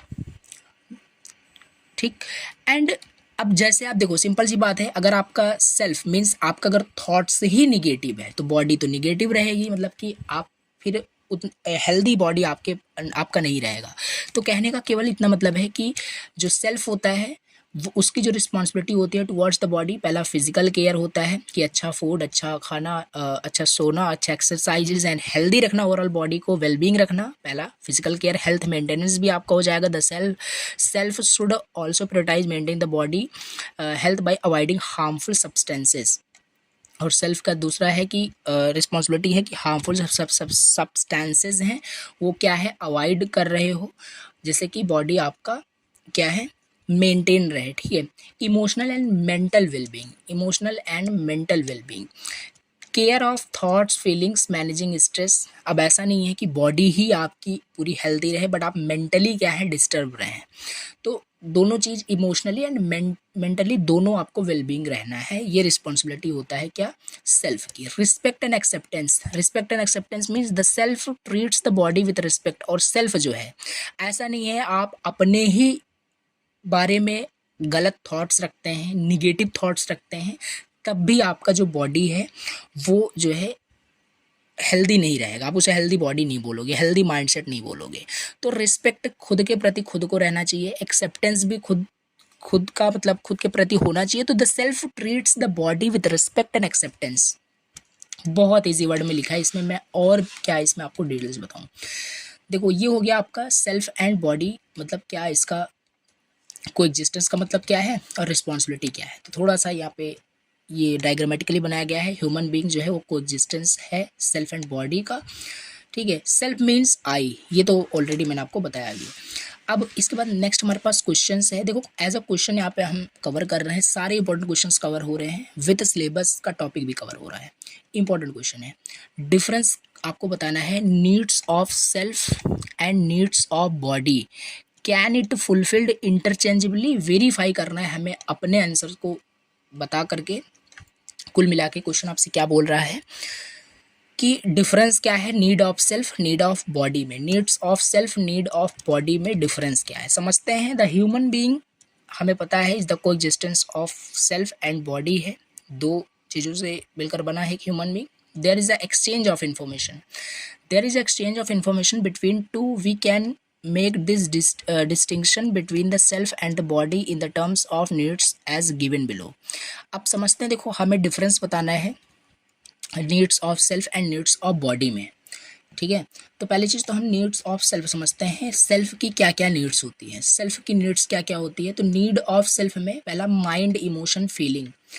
ठीक है, सेल्फ मीन्स क्या है, सेल्फ मतलब हमारा माइंड, हमारा इमोशन, हमारा फीलिंग, हमारा थॉट्स, ये सेल्फ होता है। अब इनकी क्या नीड होती है, पहला इनकी नीड होती है सोशल कनेक्शन। सोशल कनेक्शन मतलब humans are social beings and maintaining relationship is essential for wellbeing, यानी एक ह्यूमन का दूसरे ह्यूमन के साथ अगर रिलेशनशिप पॉजिटिव वे में नहीं रहेगा तब भी क्या है लाइफ इम्पटी है। आपको ऑलरेडी पता है, तो ये चीज़ें आपको डिस्क्राइब करनी है, लिखनी है कि क्या क्या नीड्स है। पहला पॉइंट सोशल कनेक्शन हो गया, दूसरा इमोशनल एक्सप्रेशन हो गया। Emotional expression means understanding and expressing emotion contribute to mental health. And दूसरा नीड ये है कि मेंटली जो भी आपको आपका जो मेंटली जो भी स्ट्रेस है, जो भी प्रॉब्लम, जो भी माइंड में थॉट्स हैं, वो अगर एक्सप्रेस करना आपको नहीं आता, यानी कि ये भी एक नीड है सेल्फ की कि वो एक्सप्रेस कर रहे हो दूसरे पर्सन्स को, दूसरे ह्यूमन बींग्स को आप उसे एक्सप्रेस कर रहे हो, जैसे कि क्या है, मेंटली जो है आप फिट रहेंगे। ठीक है, तो ऐसा कहा नहीं गया है कि अगर आप, जैसे अगर आप सैड मोमेंट पे रहते हो तो अगर आप किसी को शेयर करते हो अपने बात को तो माइंड थोड़ा सा रिलैक्स हो जाता है। तो ये चीज़ यहाँ पे है। इमोशनल एक्सप्रेशन हो गया नीड ऑफ सेल्फ में, पहला पॉइंट याद रखना social connection, emotional expression second point. Now third point is self reflection. Self reflection third point से, इसमें क्या है कि taking time for self reflection helps in growth. तो सेल्फ रिफ्लेक्ट भी आपको करना है, मीन्स कि थर्ड यहाँ पे नीड्स है, नीड्स ऑफ सेल्फ में आप सेल्फ रिफ्लेक्ट कर रहे हो। सेल्फ रिफ्लेक्ट मतलब आप खुद को वहाँ पे रिफ्लेक्ट कर रहे हो, खुद को इंस्पेक्ट कर रहे हो कि आप क्या लाइफ में क्या कर रहे हैं, क्या करने वाले हैं। ठीक है, तो बाकी ये सब आप खुद पढ़ोगे तो समझ में आपको आएगा अच्छे से। इजी वर्ड में लिखा है purpose and meaning. Now having a sense of purpose and meaning in life contribute to overall fulfilment. देखो, लाइफ का एक पर्पस होना चाहिए। ठीक है, कहने का क्या मतलब है, नीड्स ऑफ सेल्फ में लाइफ का एक पर्पस होना चाहिए, एक मीनिंग होना चाहिए। एंड पर्पस होना, मीनिंग होना, वही एक लाइफ का सेंस बनाता है। ठीक है, तो ओवरऑल फुलफिलमेंट आपको मिलेगा अगर आप लाइफ में आपका एक पर्पस होगा, एक मीनिंग होगा, करना क्या है आपको, देन ये भी आपका एक, आप बोल सकते हो नीड ऑफ सेल्फ में सेल्फ की एक नीड हो गई। Social connection, emotional expression, self reflection and the fourth is purpose and meaning. देखो ये सारी चीज़ें बहुत इजी वर्ड में लिखी हैं, इसमें मैं और डिटेल से आपको क्या बताऊं। जब नोट्स आपके पास रहेगा खुद इसे आप पढ़ोगे तो समझ में आपको आएगा। ठीक है, हमें डिफरेंस बताना था नीड्स ऑफ सेल्फ में, नीड्स ऑफ बॉडी में डिफरेंस क्या है और ये आपस में क्या एक्सचेंज हो सकते हैं या नहीं, हमें अपने आंसर पे इसे वेरीफाई करना था। नीड्स ऑफ सेल्फ हमने देखा, याद करते रहना है पॉइंट्स को। सोशल कनेक्शन हो गया एंड सोशल कनेक्शन हो गया। सेकंड क्या है, emotional expression, self reflection and purpose and meaning. Now need of body, body की क्या नीड है, बॉडी मीन्स कि फिजिकल रिक्वायरमेंट्स क्या क्या है बॉडी का, तो वो बताना है। न्यूट्रिशन, सिंपल, इसमें आप राइट कर सकते हो बहुत सारी चीज़ें। ठीक है, एक्सरसाइज, ये भी इम्पॉर्टेंट है, ये भी एक नीड है बॉडी का। Rest and sleep and medical care, देखो इसमें कुछ हमने राइट नहीं किया है बट फिर भी आपको इसे एक्सप्लेन करना पड़ेगा। ठीक है, अब इसमें आप बहुत सारी चीज़ें लिख सकते हो कि बॉडी को फूड्स की रिक्वायरमेंट है। ठीक है, सर्वाइव करने के लिए, तो ये सारी चीज़ें आप न्यूट्रिशन लिखना है, बट एक गुड न्यूट्रिशन यहाँ पे। एंड एक्सरसाइज, ठीक है, इसके बारे में थोड़ा बहुत लिख सकते हो। रेस्ट एंड स्लीप, बॉडी को रेस्ट चाहिए, देन एक जो एक टाइम पीरियड का एक स्लीप भी चाहिए। तो मेडिकल केयर, मतलब तरह तरह की चीज़ें यहाँ पे आप और भी एक्सप्लेन कर सकते हो। 4 ही पॉइंट्स यहाँ पे फिक्स्ड नहीं है, आपको और भी अगर थॉट्स आपके आ रहे हैं, पॉइंट्स आपको याद आ रहे हैं, वो भी आप राइट कर सकते हैं। तो नीड्स ऑफ बॉडी ये ओवरऑल हो गया आपके 4 यहाँ पे पॉइंट्स। इसके बाद यहाँ पे हमारे पास क्या था, देखो हमने यहाँ पे नीड्स ऑफ सेल्फ देख लिया, नीड्स ऑफ बॉडी देख लिया। ठीक है, अब यहाँ पे हाँ ये क्या चीज़ है, आपस में ये इंटरचेंजेबली हो सकते हैं या नहीं, तो इसमें ये पूछा है can it be fulfilled interchangeably, however they are not entirely interchangeably. Imagine करो ये इन पूरी तरीके से ये आपस में एक्सचेंज नहीं हो सकते। इमेजिन करो हैविंग अ हेल्दी बॉडी, मतलब अगर आपके पास एक हेल्दी बॉडी है बट अगर आप मेंटली फिट नहीं है, बट फीलिंग इमोशनली अनफुलफिल्ड और वाइस वर्सा, तो ये कहाँ से इंटरचेंजेबल हो पाएगा। कहने का मतलब है क्या, अगर सेल्फ अगर आपका खाली अगर हेल्दी हो और बॉडी हेल्दी ना हो तो क्या ये एक्सचेंज हो सकता है। तो कहने का क्या मतलब है कि they are not entirely interchangeable. तो आंसर ये है कि ये इंटायरली इंटरचेंजेबल नहीं है, क्योंकि अगर आपके पास एक हेल्दी बॉडी है बट इमोशनली आप फुलफिल नहीं हो, इमोशनली हेल्दी नहीं हो, तब भी आपका प्रॉब्लम है। अगर इमोशनली बहुत बढ़िया हो, बॉडी आपकी फिट नहीं है, तब भी यहाँ पे सही नहीं है। तो ये हो गया इसका आंसर। अब इसका राइट प्रायोरिटी क्या है, राइट प्रायोरिटी भी आपसे क्वेश्चन पूछा था। क्वेश्चन क्या था एक बार फिर से देखते हैं। क्वेश्चन में आपसे पूछता था कि आपको अपने मतलब आधार पे बताना है कि इसकी राइट प्रायोरिटी क्या है। ओके, देखते हैं। राइट प्रायोरिटी इसका बेस्ड है किस पे? On the context of individual value, हर एक पर्सन के वैल्यू पे बेस्ड है। Right priority will the needs of the self, self की नीड्स एंड सेल्फ बॉडी के जो नीड्स हैं distinct, they are both essential for overall wellbeing. Overall अगर एक वेलबींग रहना है तो दोनों इंपॉर्टेंट तो है। And finding the right priority, अगर एक राइट प्रायोरिटी फाइंड करना है ये डिपेंड करता है किस पे? हर एक इंडिविजुअल के वैल्यू पे डिपेंड करता है। ठीक है, अब इसके बाद नेक्स्ट क्वेश्चन देख लेते हैं। नेक्स्ट क्वेश्चन है 9 question. Describe various activities of I and body, explain body is an instrument of I. ये भी जल्दी से देख लेते हैं। तो यहाँ पे नेक्स्ट हमें बताना क्या है कि डिस्क्राइब करिए various activities of I, activity of self, activity of body, ये बताना है। और बॉडी एज एन इंस्ट्रूमेंट है सेल्फ का, वो बताना है। इंपॉर्टेंट ये आपका क्वेश्चन है, ध्यान से समझना। एक्टिविटीज ऑफ सेल्फ समझते हैं, यानी सेल्फ की क्या क्या एक्टिविटी होती है। सेल्फ मीन्स हमने आपको ऑलरेडी बताया, आपके थॉट्स, आपके माइंड, आपका जो आपके अंदर की जो चेतना है उसके बारे में बात करनी है हमें। तो पहला जो एक्टिविटी है सेल्फ का वो थिंक करना, डिसीजन लेना। ठीक है, पहला आप लिख सकते हो थिंकिंग एंड डिसीजन मेकिंग। ये आपके अंदर सेल्फ जो होता है वो उसकी एक्टिविटी होती है थिंकिंग, यानी सोचना और उसके बेस पे क्या करना है? डिसीजन लेना। तो ये चीज़ आपको राइट करनी है इसके अंदर। The self engage in the activities such as thinking, analysing and making decision. ठीक है, नेक्स्ट यहाँ पे emotional experiences. The self experience a wide range of emotions including happiness and sadness, excitement, fear and love. तो यहाँ पे क्या है? Emotional experiences. Self experiences a wide range of emotions including happiness, sadness, excitement, fear and love. तो ये दूसरी आपकी activity हो गई इमोशनली आप चीज़ों का एक्सपीरियंस कर रहे हो, सैडनेस को आप एक्सपीरियंस कर रहे हो, अगर आप हैप्पीनेस है तो हैप्पीनेस को एक्सपीरियंस कर रहे हो, एक्साइटमेंट, फियर्स एंड लव को एक्सपीरियंस कर रहे हो। तो ये 2 एक्टिविटीज़ हो गई। थर्ड है setting goal and aspiration. Self का जो एक्टिविटी होता है, देखो ये पॉइंट्स आपको याद रखना है, इसके अंदर तो आप कुछ भी राइट कर सकते हो। ठीक है, ऐसा नहीं एज इट इज़ याद कर रहे हो। एक्टिविटीज ऑफ सेल्फ में thinking and decision making, emotional experiences, setting goal and aspiration. Setting goal and aspiration का मतलब क्या है? सेटिंग गोल एंड एस्पिरेशन का मतलब है कि सिंपल सी बात है, गोल को सेट करना, एस्पिरेशन को कंप्लीट करना। तो the self sets goal, aspiration, intention for personal growth and achievements. ये थर्ड पॉइंट्स हो गया। Expressing creativity and identity, express करना क्रिएटिविटी को, आइडेंटिटी को। The self express creativity such as art, music, writing and personal style. आप अपने personal style या creativity, जो भी आपके अंदर क्रिएटिविटी है उसे एक्सप्रेस कर रहे हो, ये भी एक एक्टिविटी होती है किसकी? सेल्फ की। ठीक है, building relationship and connection, building relationship and connection, ये भी एक एक्टिविटी है किसका? सेल्फ का। सेल्फ की एक्टिविटीज 5 एक्टिविटीज आपको लिखनी है। पहला थिंकिंग एंड डिसीजन मेकिंग, दूसरा है इमोशनल एक्सपीरियंस आप कर रहे हो, setting goals and aspiration, expressing creativity and identity. Now the fifth is building relationship and connection, ये भी एक एक्टिविटी है सेल्फ का।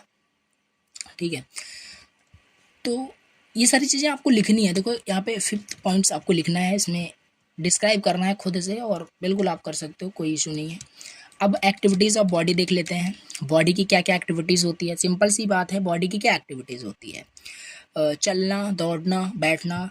ठीक है, तो बॉडी के मतलब फिजिकल मूवमेंट जो होता है वो सारी यहाँ पे एक्टिविटीज़ हो जाएगी बॉडी की। फिजिकल मूवमेंट एंड एक्शन, जो भी एक्शन परफॉर्म करते हैं वो आपका एक्टिविटी हो जाएगा बॉडी का। तो physical movement and action, the body engage in activities such as walking, running, dancing, performing task. तो ये भी आपका एक एक्टिविटी है। Expressing non verbal communication, for example you are in a interview, आप एक इंटरव्यू में है, वहाँ पे आपके नॉन वर्बल जो कम्युनिकेशन होता है वो बॉडी की हेल्प से होता है। तो एक एक्टिविटीज़ है आपका, वो भी एक बॉडी की एक्टिविटी हो जाएगी। तो एक्सप्रेस करना नॉन वर्बल कम्युनिकेशन को, that is also a type of activities of body. And physical pleasure is also क्या? Activities of body. The body experiences physical sensation and pleasure such as comfort. आप जैसे अगर आप AC में बैठते हो तो वहाँ पे फिजिकल आपको प्लेजर मिलता है। ठीक है, तो ये भी आपका एक एक्टिविटी हो जाएगा बॉडी का। देखो ओवरऑल आपको पॉइंट्स याद रखने हैं, अंदर का कंटेंट तो आप राइट कर लोगे। एंड यहाँ पे आपका एक्सरसाइज, ये भी आपका एक्टिविटी है बॉडी का। रेस्ट करना और स्लीप करना, ये भी एक यहाँ पे क्या है, एक्टिविटी है बॉडी का। तो एक्टिविटीज़ ऑफ सेल्फ में हमने 5 देखा, अगेन रिपीट करते हैं। Thinking and decision making, emotional experiences, setting goal and aspiration, expressing creativity and identity, building relationship and connection, activities of body में physical movements और any actions, express करना normal communication को, physical pleasure हो गया, exercise and rest and sleep. ये हमने देख लिया एक्टिविटी क्या क्या है, सेल्फ की एक्टिविटी क्या है, बॉडी की। अब हमें यहाँ पे और भी उसी में क्वेश्चन पूछा था, क्योंकि 2 क्वेश्चन आपसे इसी में कंबाइन करके ऐसे ही 7 मार्क्स क्वेश्चन आपसे पूछे जाते हैं। यहाँ से आपसे पूछा था कि डिस्क्राइब करो एक्टिविटीज़ ऑफ आई, देख लिया। बॉडी का भी हमने देख लिया क्या क्या एक्टिविटी है। बॉडी जो होता है वो एज एन इंस्ट्रूमेंट होता है आई का, ये समझता है और ये बहुत अच्छे समझ में आएगा। देखो सपोज करो आप एक कार ड्राइव कर रहे हो, ठीक है। सपोज करो आप एक कार ड्राइव कर रहे हो, यू आर द ड्राइवर, आप उस कार के ड्राइवर हो। ड्राइवर मीन्स आप देखो, इमेजिन करते चलना इसे रियल, मतलब इस क्वेश्चन से, ठीक है। Imagine you are driving a car, यानी एक कार जो है वो आपका बॉडी है, ठीक है। और यू आर द ड्राइवर, और आप उस बॉडी के ड्राइवर हो, यानी सेल्फ, ठीक। एंड द कार बॉडी है बताया, is what gets you where you want to go, just like how you control the car to go the right. देखो आप जैसा चाहोगे, आप ड्राइवर हो कार के, यानी बॉडी के आप ड्राइवर, आप जैसे चाहोगे वैसे कार को मूव कर सकते हो, लेफ्ट राइट या कहीं पे भी आपको जाना है, स्टॉप करना है, तो आप जैसा चाहो वैसे आप अपने कार को कंट्रोल कर सकते हो। तो सिमिलरली क्या होता है, your self control your body to do different things. तो आपका जो सेल्फ होता है वो कंट्रोल करता है आपके बॉडी को, ठीक है। आपका सेल्फ जैसा चाहे वैसे करवा सकता है आपकी बॉडी के साथ। समझते हैं, जैसे जब आप टहलना चाहते हो, when you want to walk your self tells your body to move your legs. जब आप मान लो वॉक करना चाहते हो तो आपके अंदर जो सेल्फ है वो क्या करता है, वो बताता है आपकी बॉडी को कि मूव करे अपने लेग्स को, ठीक है, जिससे कि वो क्या कर रहे हैं, मूवमेंट कर पाए। तो ये इंस्ट्रूमेंट है। देखो कहने का क्या मतलब है, ये जो सेल्फ है एज एन इंस्ट्रूमेंट काम, बॉडी जो है वो इंस्ट्रूमेंट है किसका, सेल्फ का। जैसा सेल्फ चाहे वैसे बॉडी से करा सकता है। तो जैसे when you want to walk your self tells your body to move your legs, okay। और जब आप हैप्पी होते हो तो जो आपके अंदर सेल्फ है वो कहता है कि आपकी बॉडी को कि स्माइल करो, जंप करो फॉर अ जॉय। जब आप खुशी रहते हो तो जंप करते हो, तो मतलब रिलेट कर सकते हो एग्जांपल से। सेल्फ आपका कंट्रोल करता है बॉडी को, यानी body as an instrument of self and I. So your body, तो बॉडी जो होता है वो इंस्ट्रूमेंट होता है फॉर द सेल्फ, ठीक। तो वो कार वाला एग्जांपल याद रखना, ये हो गया। इसके बाद हम नेक्स्ट यहाँ पे क्वेश्चन देखते हैं, क्वेश्चन 10, जो कि ये भी इंपॉर्टेंट है। डिफाइन करो सेंसेशन क्या होता है, इमेजिनेशन क्या होता है। ये भी इम्पॉर्टेंट क्वेश्चन है, देखते हैं सेंसेशन का मतलब क्या है, इमेजिनेशन का मतलब क्या है। देखो सेंसेशन क्या है, सेंसेशन, ठीक है। सेंसेशन एक फीलिंग होती है और एक्सपीरियंसेस आप इसे बोल सकते हो, that you have through your sense, जो कि आपके सेंस के थ्रू वो आपको मिलती है। सेंसेशन क्या है, एक फीलिंग है, एक्सपीरियंसेस है, जो कैसे मिलता है, आपके सेंस, जो चीज़ आप सेंस करते हो। समझते हैं, देखो सेंस जो होता है वो 5 टाइप से ही हो सकता है, कोई भी चीज़ हो, देख लेना। A sensation is a type of feeling, sensation एक टाइप ऑफ फीलिंग होता है, that picked up by one of the 5 senses. 5 तरीके से सेंस होता है, ह्यूमन सेंस करता है। साइट देख करके, हियरिंग सुन करके, टच करके, टेस्ट करके, स्मेल से, ठीक है। ये 5 है, sight, hearing, touch, taste and smell, इन्हीं से सेंस होता है, ठीक है। जैसे समझते हैं, sensation are what help you understand and interact with the world around you. और सेंसेशन की हेल्प से आप समझते हो वर्ल्ड को, इंटरेक्ट करते हो विद द वर्ल्ड जो अराउंड यू। फॉर एग्जांपल समझते हैं, देखो एग्जांपल से क्लियर होगा अच्छे से। जब आप टच करते हो किसी सॉफ्ट ब्लैंकेट को, जब आप टच करते हो तो आपके अंदर एक सेंसेशन जनरेट होता है, कि फीलिंग्स आती है सॉफ्टनेस की, ठीक है। समझो, अगर आप एक ब्यूटीफुल फ्लावर्स को देखते हो या कलरफुल रेनबो को देखते हो तो आपके अंदर एक सेंसेशन क्रिएट होती है, सेंसेशन आपके अंदर जनरेट होती है, सेंसेशन की फीलिंग जनरेट होती है, वो होती है आपकी ब्यूटी की, कि कितना सुंदर चीज़ें हैं। तो ये चीज़ें मतलब ये एक सेंसेशन होता है, ठीक है। तो जब आप अपना फेवरेट सॉन्ग सुनते हो, ठीक है, तो एक सेंसेशन ऑफ जॉय आपके अंदर क्रिएट होता है, आप भी उसी में गाना स्टार्ट कर देते हो, ठीक है। तो रियल एग्जांपल आप ले सकते हो, when you taste of chocolate, जब आप किसी चॉकलेट को टेस्ट करते हो तो आप क्या है, स्वीटनेस का जो सेंसेशन है वो आपके अंदर आता है। जब आप स्मेल करते हो fresh bakery, you feel comfort, तो ये चीज़ भी है।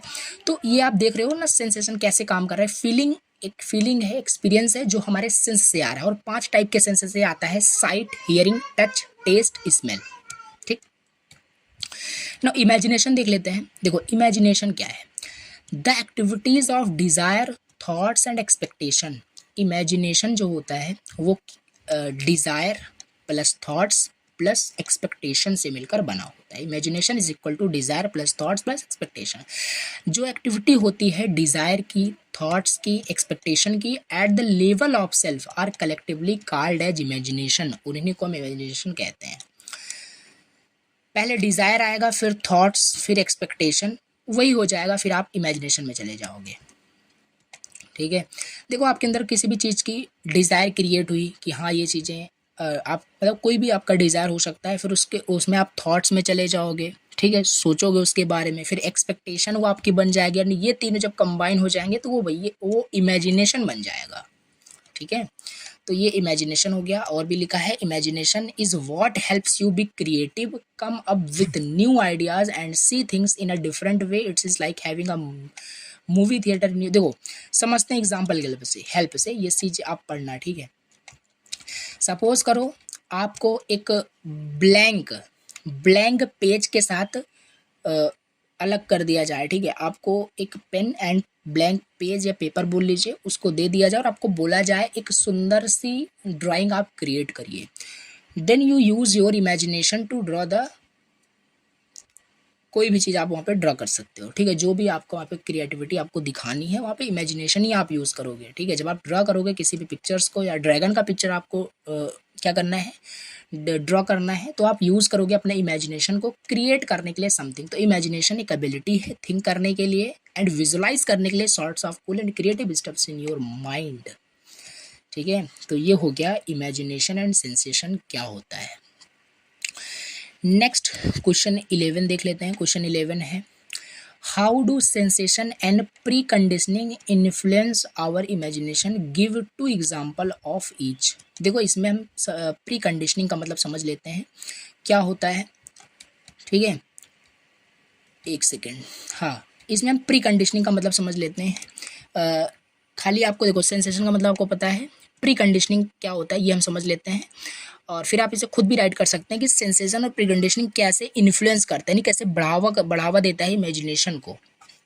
पहला प्री कंडीशनिंग का मतलब होता है, देखो प्री कंडीशनिंग जो है इसका मतलब होता है दैट आवर पास्ट एक्सपीरियंसेस, मतलब हमारे पास्ट में जो चीज़ें हमने की हैं उसको जब हम एक्सपीरियंस करते हैं वही प्री कंडीशनिंग होती है। नाम से सजेस्ट हो रहा है प्री कंडीशनिंग, पहले जो हमने वहाँ पे एक्सपीरियंस कर रखा है, पास्ट एक्सपीरियंसेस को जब हम वहाँ पे देखो pre conditioning means that our past experiences and the things we have learned can affect how we think और रिएक्ट इन सर्टेन सिचुएशन। मतलब कुछ सर्टेन सिचुएशन है या फ्यूचर में हम बात करें पास्ट एक्सपीरियंसेस को, कैसे हम क्या हमने लर्न किया, क्या चीज़ हमने एक्सपीरियंस किया पास्ट में, उस पे पास्ट के बेसिस पे हम रिएक्ट करते हैं in the future in an situation, किसी भी सिचुएशन के अंदर रिएक्ट करते हैं।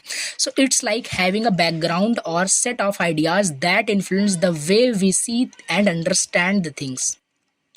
प्री कंडीशनिंग का मतलब इतना समझ के रखना है। प्री कंडीशनिंग मीन्स की that our past experiences and the things we have learned can affect how we think और react in certain situation. Past experiences की हेल्प से हम क्या करते हैं फ्यूचर में या किसी भी सिचुएशन में हम पास्ट एक्सपीरियंसेस के बेस पे किसी को रिएक्ट करते हैं, ठीक है।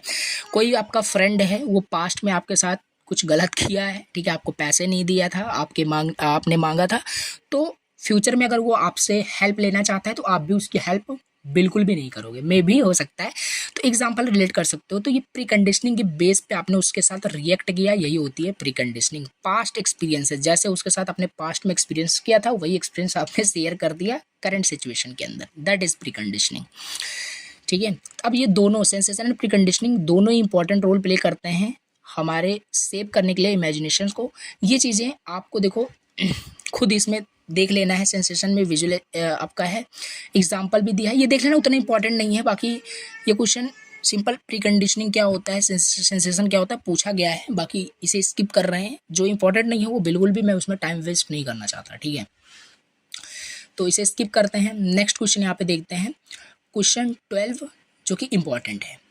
देखो, the pleasure that we derive from sensation are short-lived and the efforts extend the lead or misery with an example. Elaborate how sensation from the body can not us। देखो, overall यहाँ पे question समझ पढ़ोगे तो थोड़ा सा समझ में नहीं आएगा। तो यहाँ पे लिखा है, इसका कहने का मतलब क्या है, आपको इलेबरेट करना है कि कैसे जो सेंसेशन होता है फ्रॉम द बॉडी, जो बॉडी से हमें सेंसेशन होता है, can not be a source of continuous happiness. यानी हमें अगर बॉडी से सेंसेशन मिलती है तो वो हमारा कंटिन्यूस हैप्पीनेस का सोर्स नहीं हो सकता। इसी को एलिब्रेट करना है, अपने आंसर के बेसिस पे इसको सेटिस्फाई बताना है क्या होता है। देखो, दिस स्टेटमेंट, ये जो स्टेटमेंट कह रहा है that the happiness we get from sensation, यानी देखो कोई भी चीज़ है, हम अगर हमें सेंसेशन से हैप्पीनेस मिल रही है तो वो हैप्पीनेस कंटिन्यूस बिल्कुल भी नहीं होगी। समझते हैं, लाइक अगर हम अच्छा खाते हैं, अच्छा खाना खाते हैं, तब हमें हैप्पीनेस मिलता है, खूब खुशी हमें होती है। बट वो खुशी ऐसा नहीं है कि अगर आप कुछ अच्छा अच्छा खाना खा रहे हो, ठीक है, तो आपको खुशी मिल रही है तो आपको कंटिन्यूस हैप्पीनेस लेने के लिए आप खाना ही खाते रहोगे, ठीक है, तो ये पॉसिबल भी नहीं है। तो ये चीज़ है, कंटिन्यूस हैप्पीनेस का सोर्स नहीं हो सकता आपका सेंसेशन। समथिंग डिलीशियस हमने खाया या कुछ हमने खरीदा, कपड़ा नया पहना, तो उससे हमें क्या होता है, खुशी मिलती है, हैप्पीनेस मिलती है। Does not last long, but ये लास्ट लॉन्ग नहीं होता है, यानी कि लंबे समय तक ये नहीं रहेगा।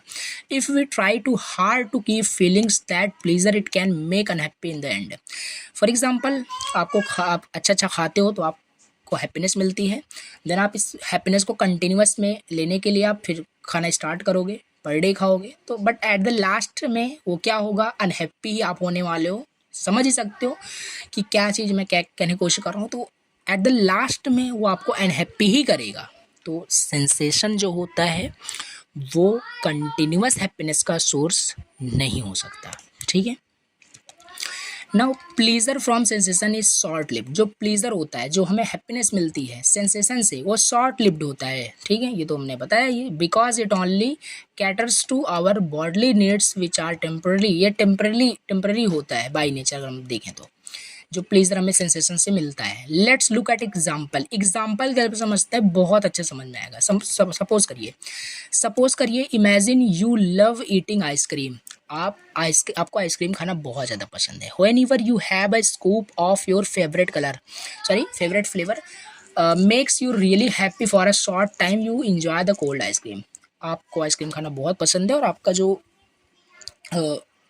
फेवरेट फ्लेवर है वो आपको मिल गया है, और आप उसे जब आइसक्रीम को ईट करते हैं तो आप शॉर्ट टाइम के लिए बहुत ज़्यादा इंजॉयमेंट फील करते हैं, बहुत ज़्यादा हैप्पी फील करते हैं कि आपको आपकी फेवरेट आइसक्रीम आपको मिल चुकी है, ठीक।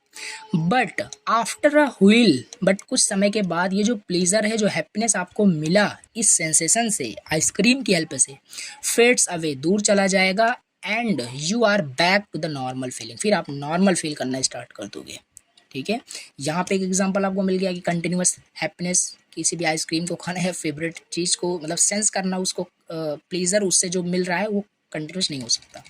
Now let's say you start eating ice cream every day. फिर आप जैसे आपको इससे प्लेजर मिल रहा है तो आप स्टार्ट कर दोगे कि इस प्लेजर को मैं कंटिन्यूस लेता रहूँ, और पर डे एवरी डे क्या करोगे, आप आइसक्रीम खाओगे, because it makes you feel good, क्योंकि आपको इस आइसक्रीम जो है अच्छा फील करा रहा है, नहीं आपको हैप्पी कर रहा है। सो एट फर्स्ट में तो आपको मज़ा आएगा, आप खाओगे अच्छे से, but regularly, but over time, कुछ समय के बाद, you might find that you need more and more ice cream to feel the same level of happiness.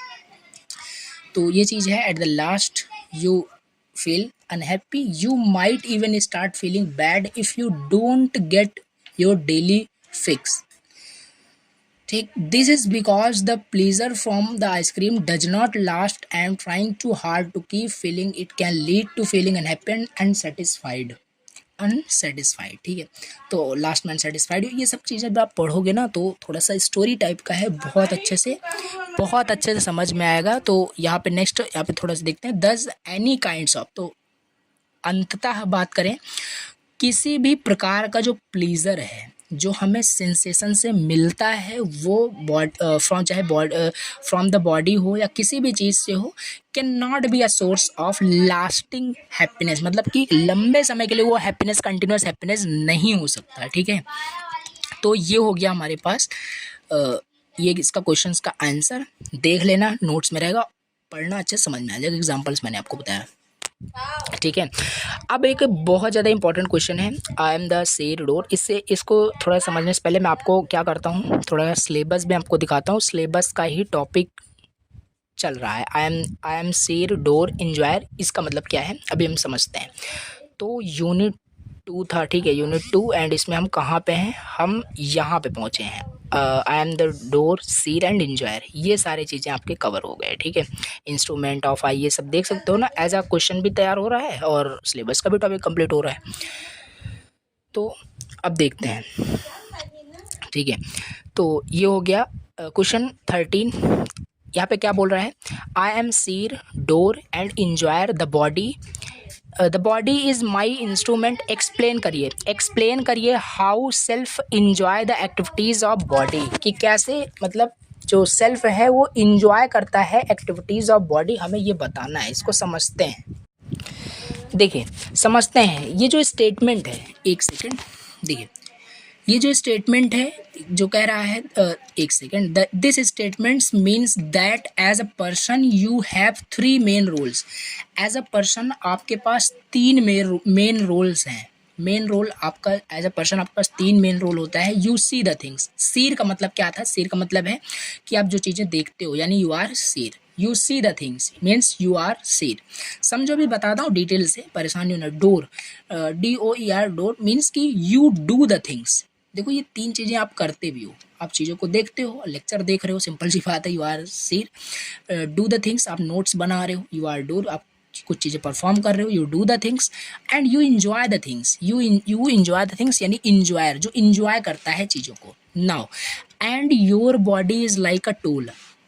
अब जो आपका बॉडी है वो इज़ लाइक अ टूल और instrument that helps you do all these things. And ये तीनों चीज़ें, ये तीनों रोल जो मैंने आपको बताया, यू सी द थिंग्स यानी सीर, डोर एंड इंजॉयर, इन तीनों को परफॉर्म करने के लिए बॉडी आपका as a like a tool work करता है, एज अ इंस्ट्रूमेंट काम करता है। अगर आपकी बॉडी नहीं रहेगी तो ये चीज़ आप परफॉर्म ही नहीं कर पाओगे ना। बॉडी नहीं रहेगी तो सिंपल सी बात है, कुछ चीज़ देख पाओगे नहीं देख पाओगे, कुछ चीज़ कर पाओगे नहीं कर पाओगे, इंजॉय भी नहीं कर पाओगे कोई भी चीज़ें। तो ये चीज़ है कि body is like a tool और instrument that help to do these things. ठीक है, अब समझते हैं वन बाय वन। सीर का मतलब डिटेल में क्या है, डोर का मतलब क्या है, इंजॉयर, बस ये एक्सप्लेन करना है। तो सीर का मतलब हमने बताया, this means you are someone who sees और ऑब्जर्व थिंग्स। सीर का मतलब होता है कि आप कुछ चीज़ें जो देखते हो, you see the things, observe the things, it means you are seer. You use your eyes, अब इसमें वही बताना है कैसे देखते हो, क्या होता है, बहुत इजी है, खुद से राइट कर सकते हो। आप यूज़ करते हो अपने आइज़ को लुक करने के लिए किसी भी मतलब चीज़ को जो हमारे आसपास है। देखो, ये सब चीज़ तो समझ लो बताना ही बेकार है, क्योंकि सब खुद भी लिख सकते हो। अब देखने का क्या मतलब है, यहाँ पे बहुत डिटेल से आप एक्सप्लेन नहीं करना, खुद भी लिख सकते हो। You to see the beauty of the nature, यहाँ पे कुल मिला के आपको लिखना है यहाँ पे। ठीक है, सीर का मतलब बस आपको मैंने समझा दिया, मतलब कि यू सी द थिंग्स, जो चीज़ें आप देख रहे हो आपके आसपास है, कैसे सीर क्यों इंपॉर्टेंट है, अगर आप चीज़ों को नहीं देख पाते तो क्या होता है, यही एक्सप्लेन करना है। The seer is the one who understand and is also known as दृष्टा। दृष्टा, ठीक है, देखो समझते हैं। सीर का मतलब क्या है, यू सी द थिंग्स, जो ऑब्जर्व करता है, जो चीज़ों को देखता है, और इसे क्या कहते हैं, दृष्टा आप बोल सकते हो। ठीक है, it is also known as दृष्टा। अब यहाँ पे सेकंड देखते हैं, द डोर का मतलब क्या है, द डोर समझते हैं। This means you are someone who take action and does the things, मतलब डोर का मतलब यू डू द थिंग्स, यानी जो आप चीज़ें परफॉर्म करते हो, जो एक्शन आप लेते हो, यानी यू आर अ डोर। तो ये 3 रोल्स किसी भी पर्सन के आपको आप उठा के देख लो, 3 रोल्स उसके ज़रूर होते हैं। हर एक पर्सन, हर एक ह्यूमन बींग्स के ये आपके रोल होते हैं, seer, doer and enjoyer. Doer का मतलब समझ लिया, you are someone who take action and does the things, you use your body to move, walk and talk, draw pictures, else do you. तो कुल मिला के क्या मतलब डेली लाइफ में जो भी हम टास्क परफॉर्म करते हैं, सिंपल बात है, हम कुछ ना कुछ चीज़ें परफॉर्म करते हैं, यानी वी आर अ डोर।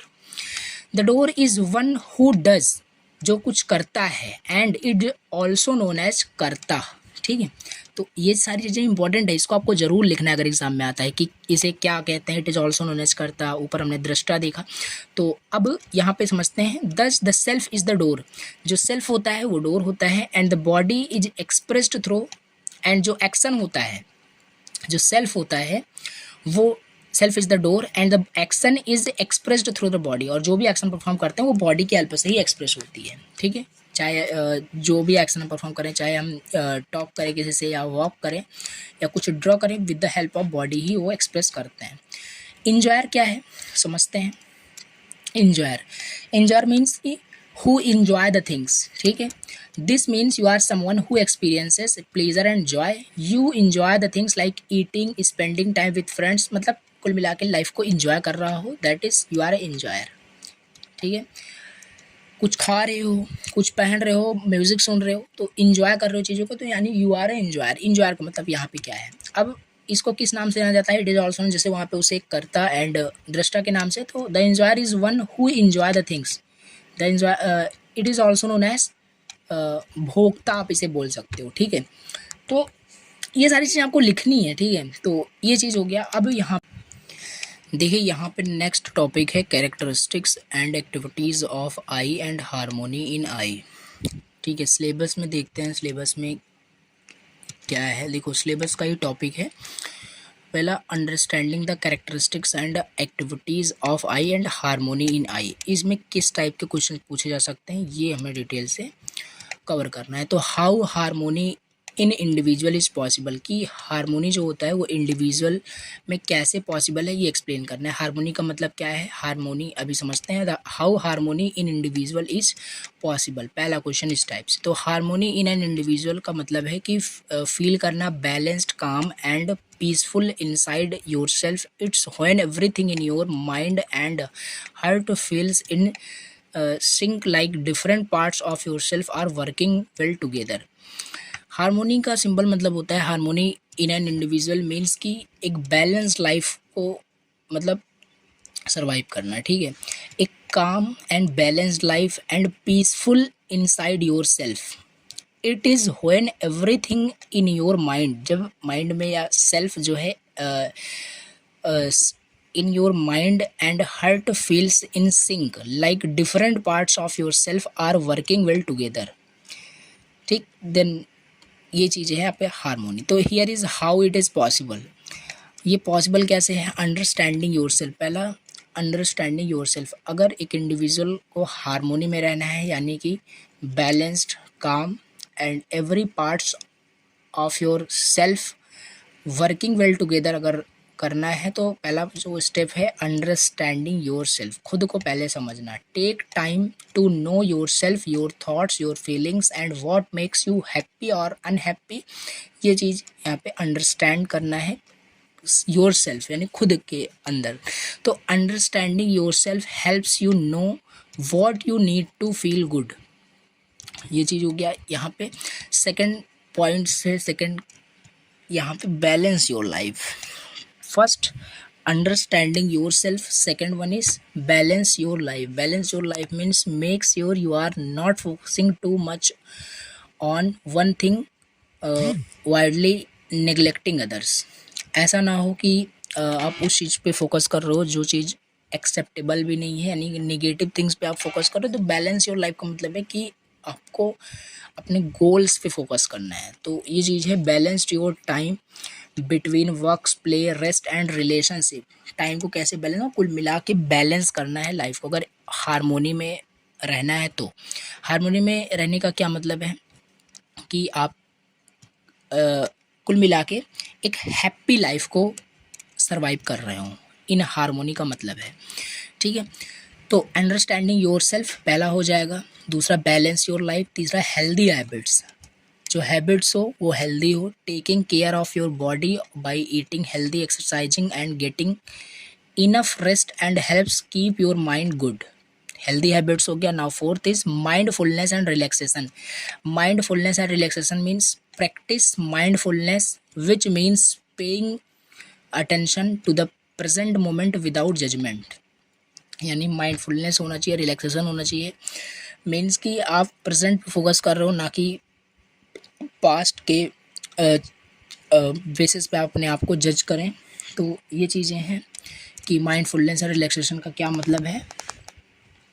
ठीक है, तो रिलैक्सेशन टेक्निक्स लाइक मेडिटेशन हो गया, ऑल्सो हेल्प काम योर माइंड। तो ये चीज़ है, अगर काम में रहना है तो मेडिटेशन करना है। तो ये सारे छोटे छोटे पॉइंट्स आपको खुद भी, आप जब नोट्स को पढ़ोगे तो समझ में आएगा। 5th पॉइंट्स है पॉजिटिव रिलेशनशिप बनाना है, एक्सप्रेस करना है खुद को, सेल्फ बाउंड्रीज सेट करना है, क्या चीज़ आपको करनी है, क्या चीज़ आपको नहीं करनी है, know your limits also, don't be afraid to say no.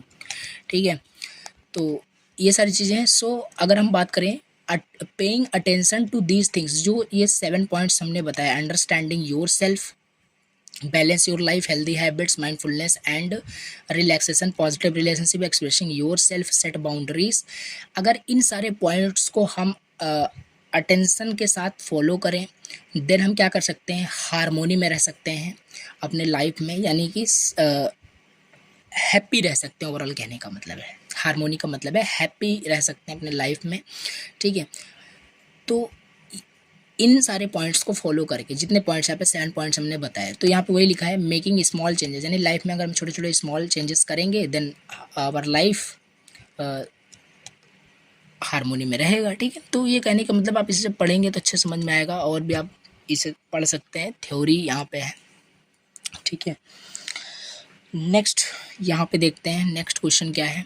देखो नेक्स्ट क्वेश्चन क्या है, harmony in I means understanding characteristics and activities of I, explain करना है। देखो ओवरऑल कहने का क्या मतलब है, ये क्वेश्चन आपसे पूछा है कि कैरेक्टरिस्टिक्स बताना है आई का और सेल्फ का।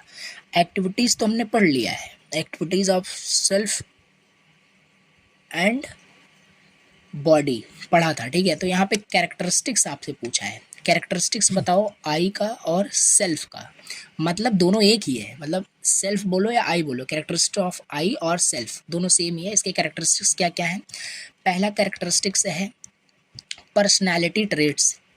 पहला क्या है, एक सेकेंड, पहला यहाँ पे क्या है, पहला है personality traits. These are the unique qualities, unique characteristics that makes you who you are, जो बताता है कि आप कौन है, आपकी पर्सनैलिटी क्या है। It includes traits like being friendly, honest और क्रिएटिव। तो पर्सनैलिटी ट्रेट्स पहला आपका कैरेक्टरिस्टिक्स हो जाएगा। These are the unique characteristics that tells you, that makes you who you are. It includes traits like being friendly, honest और creative. Second characteristics, पहला person, points आपको याद रखने हैं।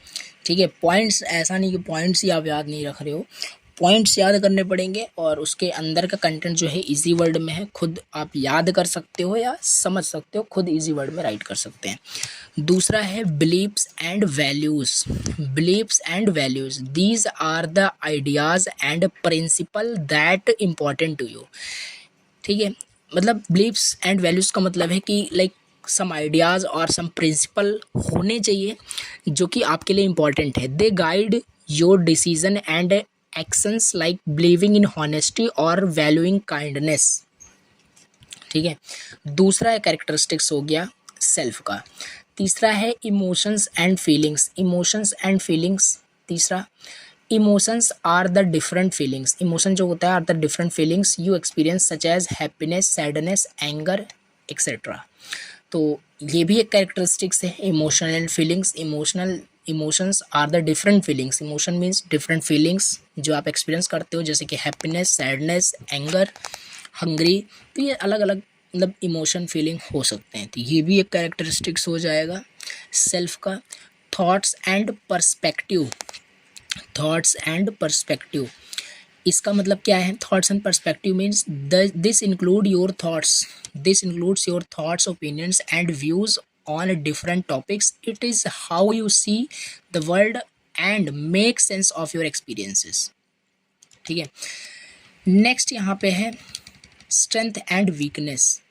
ये भी आपका कैरेक्टरिस्टिक्स है सेल्फ का। Everyone has things they are good at, strength and areas where they struggle, weakness recognise and accepting both helps you understand yourself better. यानी आप अपने स्ट्रेंथ को अपनी वीकनेस को समझ रहे हो, ये भी एक कैरेक्टरिस्टिक्स होता है आई मीन्स सेल्फ का। देखो मैं आपको बताता हूँ कि चीज़ें आपको कैसे याद रखनी है, क्या चीज़ें करनी है। जैसे कैरेक्टरिस्टिक्स ऑफ आई और सेल्फ आपसे पूछा है, तो आपको ये जो इसके पॉइंट्स हैं ये थोड़ा बहुत याद करना पड़ेगा, ठीक है। पर्सनालिटी ट्रेट्स, अब इसके अंदर आप लिख सकते हो खुद भी कि सेल्फ मीन्स कि ये आपको बताता है कि आपकी पर्सनालिटी क्या है, पर्सनालिटी यानी हु यू आर, कि आप क्या हैं। तो ये पॉइंट्स आपको याद रखना है। पहला आपका कैरेक्टरिस्टिक क्या है, पर्सनालिटी ट्रेट्स। फिर दूसरा beliefs and value. Third emotions and feelings, thoughts and perspective है। फिर स्ट्रेंथ एंड वीकनेस है। ये आपको 5 यहाँ पे कैरेक्टरिस्टिक्स आपको बताने हैं अगर आपसे पूछा जाता है तो। और इसके अंदर आप कुछ भी राइट कर सकते हैं। फिर मैं आपको बता रहा हूँ, ऐसा नहीं है कि याद कर रहे हो, याद नहीं करना है कुछ भी। अगर आपका पॉइंट सही रहेगा तो उसके अंदर का कंटेंट आप खुद भी लिख सकते हो, आप बना करके, ठीक है। इसके बाद नेक्स्ट क्वेश्चन देखते हैं। नेक्स्ट क्वेश्चन क्या कि नेक्स्ट यहाँ पे हम देखते हैं activities of self and body. ये तो हमने देखा ही था, यहाँ पे भी आ गया कि क्या क्या एक्टिविटीज़ होती हैं, ये भी लिख सकते हो, और जो पहले पढ़ा वो भी लिख सकते हो। एक्टिविटीज़ ऑफ सेल्फ में इंटरेक्टिंग विथ अदर्स, दूसरे के साथ इंटरेक्ट करते हैं, ये भी एक एक्टिविटी हो गया। लर्निंग एंड ग्रोइंग, ये भी एक एक्टिविटी होता है। एक्सप्रेस करना क्रिएटिविटी को, taking your self, setting goal and aspiration, ये सब तो प्रीवियस में भी देखा था, यहाँ पे कुछ एक्स्ट्रा आ गया। तो एक्टिविटीज़ ऑफ सेल्फ एंड आई की बात करें, desire, thoughts, expectation, selecting, testing, imaging और यहाँ पे एनालाइजिंग एंड पावर, ये क्या है एक्टिविटीज़ ऑफ सेल्फ एंड। तो यहाँ पे नेक्स्ट क्वेश्चन और ये यहाँ पे है, what do you mean by self introspection.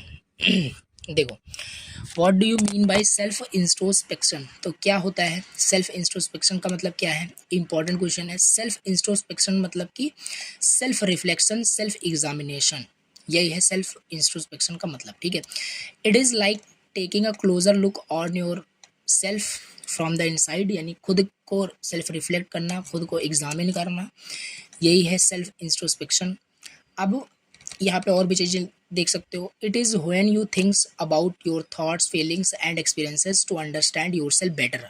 खुद को बेटर अंडरस्टैंड करने के लिए खुद को जब एनालाइज करते हो, खुद को इंट्रोस्पेक्ट करते हो, यानी कि रिफ्लेक्ट करते हो, खुद को एग्जामिन करते हो अपने थॉट्स, फीलिंग्स को, तो यही है आपका सेल्फ इंट्रोस्पेक्शन का मतलब क्या होता है। क्वेश्चन आपसे क्या पूछा है यहाँ पे देख सकते हो, what do you mean by self introspection. यहाँ पे काफ़ी सारी चीज़ें यहाँ पे हमने बताई। Whether you want to eat, like example दिया है, whether we want to eat ice cream, secure the first rank in a class, becoming rich and famous और go on a holiday, all these desires expectation are related to the I. ठीक है, ये सारे जो मतलब thoughts हैं, feelings हैं, इसे जब आप एग्जामिन करोगे तो कैसे क्या चीज़ें आपको करनी है, ये चीज़ का आंसर आपको मिलने वाला है। तो and it is only by understanding the self that we are able to understand whether our desire are right और रॉन्ग। एंड ये सारी चीज़ें जब आप एनालाइज करोगे, मान लो आपके सेल्फ में, आपके माइंड में ये सारे थॉट्स आपको आए कि आप आइसक्रीम भी खाना है, फर्स्ट रैंक भी हमें क्लास में लानी है, हमें फेमस होना है, रिच बनना है, हॉलीडे पे घूमने जाना है। जब अपने थॉट्स को आप एनालाइज करोगे तो इसमें आपको सही एंड गलत का पता चलेगा कि कौन सी चीज़ें आपके लिए सही हैं, कौन सी चीज़ें गलत हैं। जब आप खुद को सेल्फ इंट्रोस्पेक्ट करोगे, मीन्स सेल्फ एग्जामिन करोगे, देन आपको पता चलेगा whether the desires are rights और रॉन्ग, क्या डिज़ायर राइट्स हैं, क्या डिज़ायर रॉन्ग्स हैं। ठीक, तो फाइनली अगर हम बात करें, so finally this complete understanding helps, तो कंप्लीट अंडरस्टैंडिंग हेल्प करता है to understand our programmes and how to fulfil it. ठीक, तो ये हमसे पूछा था what do understand by self introspection, देख लिया सेल्फ इंट्रोस्पेक्शन क्या होता है। ठीक, अब इसके बाद यहाँ पे नेक्स्ट एंड लास्ट टॉपिक यहाँ पे चल रहा है आपके इस यूनिट सेकंड का देख लेते हैं एक बार, ठीक है। हाँ, ये आपका टॉपिक्स है, हमने ये देख लिया, ठीक है। Understanding characteristics activities and characteristics हमने देखे सेल्फ के, एंड हारमोनी इन आई भी देखा। अब यहाँ पे understanding the harmony of I and body, संयम एंड स्वास्थ्य, ये इतना मतलब टॉपिक हमें डिस्कस करना है। तो लास्ट 2-3 क्वेश्चन बचे हैं, देख लेते हैं। Harmony of I with the body, understanding संयम एंड स्वास्थ्य, ये चीज़ देखना है। तो अब देखो इंपॉर्टेंट क्वेश्चन यहाँ से भी स्टार्ट होता है, बहुत इंपॉर्टेंट क्वेश्चन है। डिफाइन करो संयम क्या होता है, स्वास्थ्य क्या होता है, हाउ आर टू रिलेटेड, और ये आपस में how are they related together, ये आपस में रिलेट कैसे करते हैं। संयम का मतलब क्या होता है, संयम देखो सिंपल, संयम का मतलब क्या होता है, काफ़ी लोग बोलते हैं कि सेल्फ रेगुलेशन में रहना चाहिए, तो सेल्फ रेगुलेशन मीन्स संयम। काफ़ी सारे लोग बोलते हैं कि लाइफ में संयम से काम करना चाहिए, तो संयम means self regulation. Self regulation का मतलब क्या है, सेल्फ रेगुलेशन मीन्स कि सेल्फ डिसिप्लिन, सेल्फ कंट्रोल, वही होता है संयम से काम करना, ठीक है। तो संयम डिफाइन करना है, तो संयम रेफर्स टू सेल्फ डिसिप्लिन और सेल्फ कंट्रोल और सेल्फ रेगुलेशन, ठीक। It's about managing your desire, emotions and actions a balanced and controlled way में, मीन्स कि सेल्फ डिसिप्लिन आप इसे बोल सकते हो, सेल्फ कंट्रोल बोल सकते हो।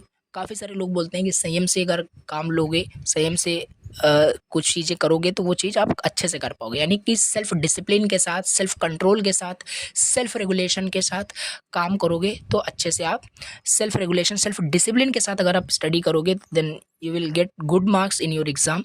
तो ये चीज़ है आपका संयम का मतलब, ठीक है। ठीक है, तो यहाँ से मैनेज करना डिज़ायर को, इमोशंस को, एक्शंस को कंट्रोल्ड वे में। जब आप प्रैक्टिस करते हो संयम को, यानी व्हेन यू प्रैक्टिस संयम you are able to resist temptation and you can make wise choice. जब आप संयम के साथ कोई भी काम करते हो तो आप एक वाइज चॉइस सेलेक्ट कर सकते हो, मतलब एक जो ग्रेट चॉइस है, गुड चॉइस आप ले सकते हो, रॉन्ग डिसीजन आप नहीं लोगे अगर आप संयम से काम करते हो। तो मतलब सेल्फ डिसिप्लिन, सेल्फ रेगुलेशन में रह करके कुछ भी चीज़ अगर आप सोचते हो, समझते हो, एनालाइज करते हो, मैनेज करते हो अपने थॉट्स फीलिंग्स को, तो एक वाइज चॉइस आप ले सकते हो। ये कहने का मतलब वाइज मतलब सही या बुद्धिमानी वाला, मतलब एक निर्णय आप ले सकते हो, ये अगर हिंदी में समझें तो इसका मतलब ये है। संयम का मतलब हमने देखा क्या है, ठीक है।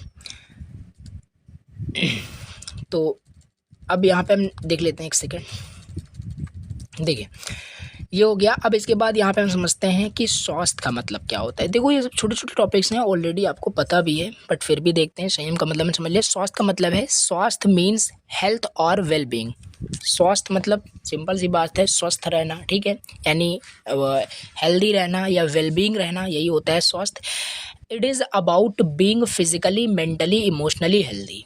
स्वास्थ्य मीन्स काफ़ी सारे लोग इतना ही समझते हैं कि बॉडी अगर हेल्दी है इट मीन्स वो वेल बीइंग है, जबकि ऐसा नहीं होता है। Physically, mentally plus emotionally healthy अगर हो देन यू आर यानी कि आप एक स्वस्थ पर्सन हो, ठीक। ये चीज़ है स्वास्थ्य। encompasses not just the absence of illness but also a state of balance and harmony in all aspect of life, ठीक है। स्वास्थ्य देखो काफ़ी सारे लोगों के माइंड में ये नोशन रहता है, ये गलत फहमी रहती है कि बीमार हो जाना यानी कि स्वास्थ्य बिगड़ गया, ऐसा नहीं है। But also a state of balance and harmony in all aspect of life, यानी कि आपके लाइफ में सारी चीज़ें बैलेंस्ड रहें। हाँ, जैसे बताया फिजिकली भी आप फिट रहें, मेंटली भी, इमोशनली भी, देन आपका स्वास्थ्य बढ़िया है, ठीक है। यानी कि अगर आप मान लो फिजिकली कभी बीमारी नहीं होते बट मेंटली आप डिस्टर्ब रहते हो तब भी आप स्वस्थ पर्सन नहीं हो, ठीक। तो ये चीज़ है, स्वास्थ्य का मतलब क्या है, संयम का मतलब क्या था हमने देखा। अब इनमें रिलेशन क्या है ये बताते हैं।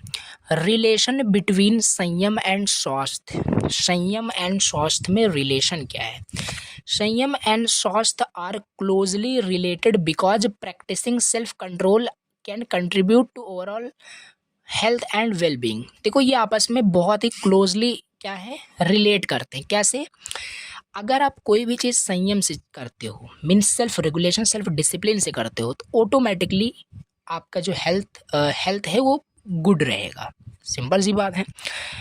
तो यहाँ पे वही लिखा है कि संयम एंड स्वास्थ्य are closely related because practice करना सेल्फ कंट्रोल यानी संयम को, इससे क्या होगा, ओवरऑल आपका हेल्थ भी वेलबींग होगा, स्वास्थ्य भी बढ़िया होगा। तो ये है कुछ पॉइंट्स लिखा गया। Self discipline for health, self discipline for health when you have संयम, जब आप संयम के साथ रहते हैं, संयम से कोई भी डिसीजन लेते हैं, you are able to control unhealthy habits and behaviours, तब आप कोई भी अपना अनहेल्दी जो हैबिट्स है, जो भी निगेटिव हैबिट्स है, बिहेवियर है, उसे आप एनालाइज कर सकते हो, उसे समझ सकते हो, सेल्फ रेगुलेट कर सकते हो, उसे कंट्रोल कर सकते हो। कहने का मतलब है सेल्फ डिसिप्लिन फॉर हेल्थ, ये हो गया पहला पॉइंट्स। सेकंड है इमोशनली वेलबींग, इमोशनल वेलबींग, इसका मतलब क्या है, संयम also helps in managing emotions effectively, you can use self discipline to stay calm and compose. अगर आपको काम रहना है यानी बैलेंस्ड लाइफ सर्वाइव करना है, तो self discipline is very important. यानी इमोशनल वेलबींग रहना है तो संयम also helps in managing emotions effectively, you can use self discipline to stay calm and composed. Actually अगर उतना डिटेल्स में अगर आपको नहीं बता पा रहा हूँ तो प्लीज़ इसे आप थोड़ा सा समझना, क्योंकि इजी वर्ड में लिखा है, ठीक है। तो काफ़ी लेंदी लेक्चर बन चुका है, थोड़ा सा टायर्ड मैं फील कर रहा हूँ, दैट्स वाई उतना अच्छे से भी एक्सप्लेन नहीं कर पा रहा हूँ, आई नो, बट थोड़ा सा एडजस्ट करिए। एंड इजी नोट्स मैंने बनाए हैं, तो इसमें समझाना ही क्या है, खुद भी आप समझ सकते हो, बाकी मैं फिर भी आपको समझाऊँगा, ठीक है। तो इमोशनल वेलबींग ये हो गया कि कैसे संयम एंड स्वास्थ्य दोनों आपस में रिलेट करते हैं। बैलेंस्ड एंड हार्मोनी मीन्स इसका क्या है, बोथ संयम एंड स्वास्थ्य involve achieving balanced and harmony in different aspect of life by practising self control and create a sense of balance in action and choice which contribute to overall wellbeing and harmony in life. मतलब कहने का क्या मतलब है, balanced and harmony का मतलब क्या है, देखो अगर आप संयम से रहोगे तो स्वास्थ्य बढ़िया रहेगा, और संयम से रह रहे हो तो लाइफ जो है बैलेंस्ड रहेगी, then you are in harmony, यानी आप खुशी मतलब हैप्पी लाइफ सर्वाइव करोगे। कहने का मतलब केवल इतना है। तो लिखा है बोथ संयम एंड स्वास्थ्य इन्वॉल्व रहता है achieving balance and harmony in different aspect of life by practising self control, you create a sense of balance in your action and choice which contribute to overall well being harmony in life. ठीक है, तो देखो question क्या था, question मैं आपको बताता हूँ। क्वेश्चन आपसे क्या पूछा था, किस तरीके से राइट करना है।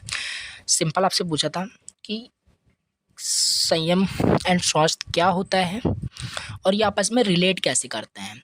तो दोनों की हमने डिफिनीशन देखी, समझा, फिर रिलेशन यहाँ पे देखा कि ये आपस में क्लोजली रिलेट करते हैं। क्यों रिलेट करते हैं, क्योंकि अगर सेल्फ डिसिप्लिन में रहेंगे तो हेल्थ हमारा बढ़िया रहेगा, तो ये भी क्लोजली क्या है, रिलेट कर रहा है। इमोशनली वेलबींग, ये भी अगर हम यानी सेल्फ डिसिप्लिन में रहेंगे तो इमोशनली हम वेलबींग रहेंगे, इफेक्टिवली काम रहेंगे। ठीक है, तो बैलेंस्ड एंड हार्मोनी में भी रहेंगे। अगर दोनों ही आपस में मतलब टुगेदर साथ साथ वर्क करेगा तो क्या होगा कि बैलेंस्ड एंड हार्मोनी लाइफ हम सर्वाइव कर पाएंगे, overall well being harmony in life होगा। तो ये कहने का मतलब है। ठीक है, अब एक इम्पॉर्टेंट क्वेश्चन और देख लेते हैं, लास्ट क्वेश्चन जो कि इम्पॉर्टेंट है। सजेस्ट करना है 2 प्रोग्राम्स। देखो ये प्रोग्राम पूछा जाता है एग्ज़ाम में, प्रोग्राम ऑफ संयम, प्रोग्राम ऑफ स्वास्थ्य, तो उसे ही हम समझते हैं। तो सजेस्ट करिए any 2 programmes that you can undertake to improve the health of your body, can we sustain them without right understanding। तो हमें प्रोग्राम्स बताना। तो here are the some programs to ensure that the proper functioning of your body। ठीक है, देखो programme का मतलब क्या है कि proper functioning of the body कैसे होता है, क्या क्या प्रोग्राम्स होते हैं। तो पहला आपका फिटनेस प्रोग्राम है। पहला क्या है, फिटनेस प्रोग्राम। फिटनेस प्रोग्राम में आप लिख सकते हो पहला exercise. Engage in physical activities, engage in physical activities like walking, jogging, swimming and yoga to keep your body strong and flexible and healthy. तो पहला आपका फिटनेस प्रोग्राम हो गया। हम पढ़ क्या रहे हैं, हम प्रोग्राम्स देख रहे हैं। प्रोग्राम्स का मतलब क्या है, 1 मिनट बता देता हूँ पहले। तो हमें 2 प्रोग्राम्स बताना है। यहाँ पे 2 पूछा है, यहाँ पे बहुत सारे मेंशन किए गए हैं। जो undertake to improve the health of your body, वो प्रोग्राम्स बताने हैं जो बॉडी के हेल्थ को इम्प्रूव कर रहे हैं। ठीक है, क्या हम इन प्रोग्राम के बिना सस्टेन कर सकते हैं या नहीं। ठीक है, तो ये चीज़ हमें यहाँ पे देखनी है। तो ये कुछ प्रोग्राम्स हैं। पहला फिटनेस प्रोग्राम है, यानी एक्सरसाइज के बिना हम बिल्कुल सस्टेन नहीं कर सकते। फिटनेस प्रोग्राम यानी कि एक मतलब कि योगा, जॉगिंग, स्विमिंग करना या वॉकिंग करना, ये ऑल्सो फिटनेस प्रोग्राम में ही आता है। वॉकिंग करना भी एक एक्सरसाइज होता है। तो without these physical activities like walking, jogging, swimming, yoga to keep your body strong, flexible and healthy, अगर ये चीज़ हम नहीं करेंगे तो बॉडी बिल्कुल अनहेल्दी ही रहेगी। ठीक है, दूसरा न्यूट्रिशन प्रोग्राम हो गया। पहला फिटनेस प्रोग्राम, दूसरा न्यूट्रिशन प्रोग्राम, मतलब बैलेंस्ड डाइट आप कर रहे हो। Balanced diet means what, eat a variety of nutrition food, यानी good foods like including fruits, vegetables and proteins. मतलब यहाँ पे न्यूट्रिशन, आप अच्छे से न्यूट्रिशन ले रहे हो, बॉडी को दे रहे हो, तो वो चीज़ आपका बैलेंस्ड डाइट के अंदर आ रहा है। थर्ड प्रोग्राम आप लिख सकते हैं स्लीप हाइजीन। स्लीप हाइजीन मतलब फिक्स्ड स्लीप टाइम, ऐसा नहीं है ओवर स्लीपिंग कर रहे हो या स्लीप ही नहीं कर रहे हो। तो quietly sleep is crucial, quietly sleep is crucial for physical, अगर physical and mental recovery and overall wellbeing. तो स्लीप हाइजीन भी एक प्रोग्राम है, यानी अगर बॉडी के हेल्थ को मेंटेन रखना है, इम्प्रूव करना है, तो स्लीप भी इम्पॉर्टेंट है। ठीक है, एंड नेक्स्ट फोर्थ यहाँ पे है स्ट्रेस मैनेजमेंट। स्ट्रेस मैनेजमेंट भी यहाँ पे क्या है, प्रोग्राम आप लिख सकते हो टाइम मैनेजमेंट, मेडिटेशन। तो practice relaxation like drop deep breathing meditation and reduce stress and promote overall wellbeing. तो ये भी स्ट्रेस मैनेजमेंट यानी कि मेडिटेशन भी एक प्रोग्राम है जिसके हेल्प से स्ट्रेस को मैनेज किया जाता है। तो ये चीज़ आपका फोर्थ स्ट्रेस मैनेजमेंट हो गया। Regular checkups, that is also health improve करना है बॉडी का, तो रेगुलर चेकअप्स भी कराते हैं। Visit your health care and do checkups. And 6 social connection, positive relation बनाना, ये भी एक हेल्दी, एक बॉडी जो है आपका हेल्दी रहेगा। निगेटिव अगर आप रिलेशनशिप बना रखे हो और ये सारे प्रोग्राम को फॉलो कर रहे हो, तब भी बॉडी अनहेल्दी ही रहने वाली है। तो क्वेश्चन में आपको समझ में आ गया, क्वेश्चन आपसे वो प्रोग्राम पूछे थे जिस प्रोग्राम की हेल्प से आप अपने बॉडी को हेल्दी रख सकते हो। ठीक है, इम्प्रूव कर सकते हो अपने बॉडी के हेल्थ को और ज़्यादा। ठीक है, तो ये था, और डायग्राम के हेल्प से आप थोड़ा बहुत बता सकते हो। ठीक है, fitness programme, nutrition programme, sleep hygiene हो गया, स्ट्रेस मैनेजमेंट हो गया, रेगुलर चेकअप्स हो गया, सोशल कनेक्शन हो गया। ठीक, तो ऐसे क्वेश्चन अगर आपसे पूछे जाते हैं how to keep body healthy, तो सम प्रोग्राम आपसे पूछा जाएगा, तो सम प्रोग्राम में आपको ये लिख देना है। 5 यहाँ पे 5 हमने यहाँ पे डिस्कस किए, ये सारे आपको एक्सप्लेन करने हैं। तो ये हो गया आपका यूनिट सेकंड। ठीक है, कंप्लीट वन शॉट लेक्चर। तो इसके अंदर देखो हमने ईच एंड एवरी टॉपिक आपके सिलेबस के, अब जाके आप देखोगे तो सब कुछ यहाँ पे डिस्कस आपका हो चुका है। ये सारे टॉपिक हमने यहाँ पे डिस्कस किए हैं, एक भी टॉपिक यहाँ पे छूटा नहीं होगा। ठीक है, सारे टॉपिक्स यहाँ पे हमने डिस्कस किए हैं। प्रोग्राम्स, इंश्योर, संयम एंड स्वास्थ्य, ये सब हमने देखे। और यहाँ पे कुछ टॉपिक आपको हो सकते हैं, जैसे यहाँ पे देखो correct appraisal for physical needs. तो ये सारे ऐसा नहीं है कुछ टॉपिक्स हैं, ये सारे आपके क्वेश्चंस के अंदर ही आपके कंप्लीट हो चुके हैं। ठीक है, इसका अलग सा कुछ ऐसा नहीं सोचना है कि ऐसा कुछ टॉपिक यहाँ पे है। तो ये ओवरऑल आपका पूरा कवर हुआ आपका unit second, understanding harmony in the human being. Now next lecture के अंदर हम डिस्कस करेंगे, जो काफ़ी बड़ी यूनिट है, बट इसे हम बहुत अच्छे से समझेंगे क्या चीज़ कैसे है।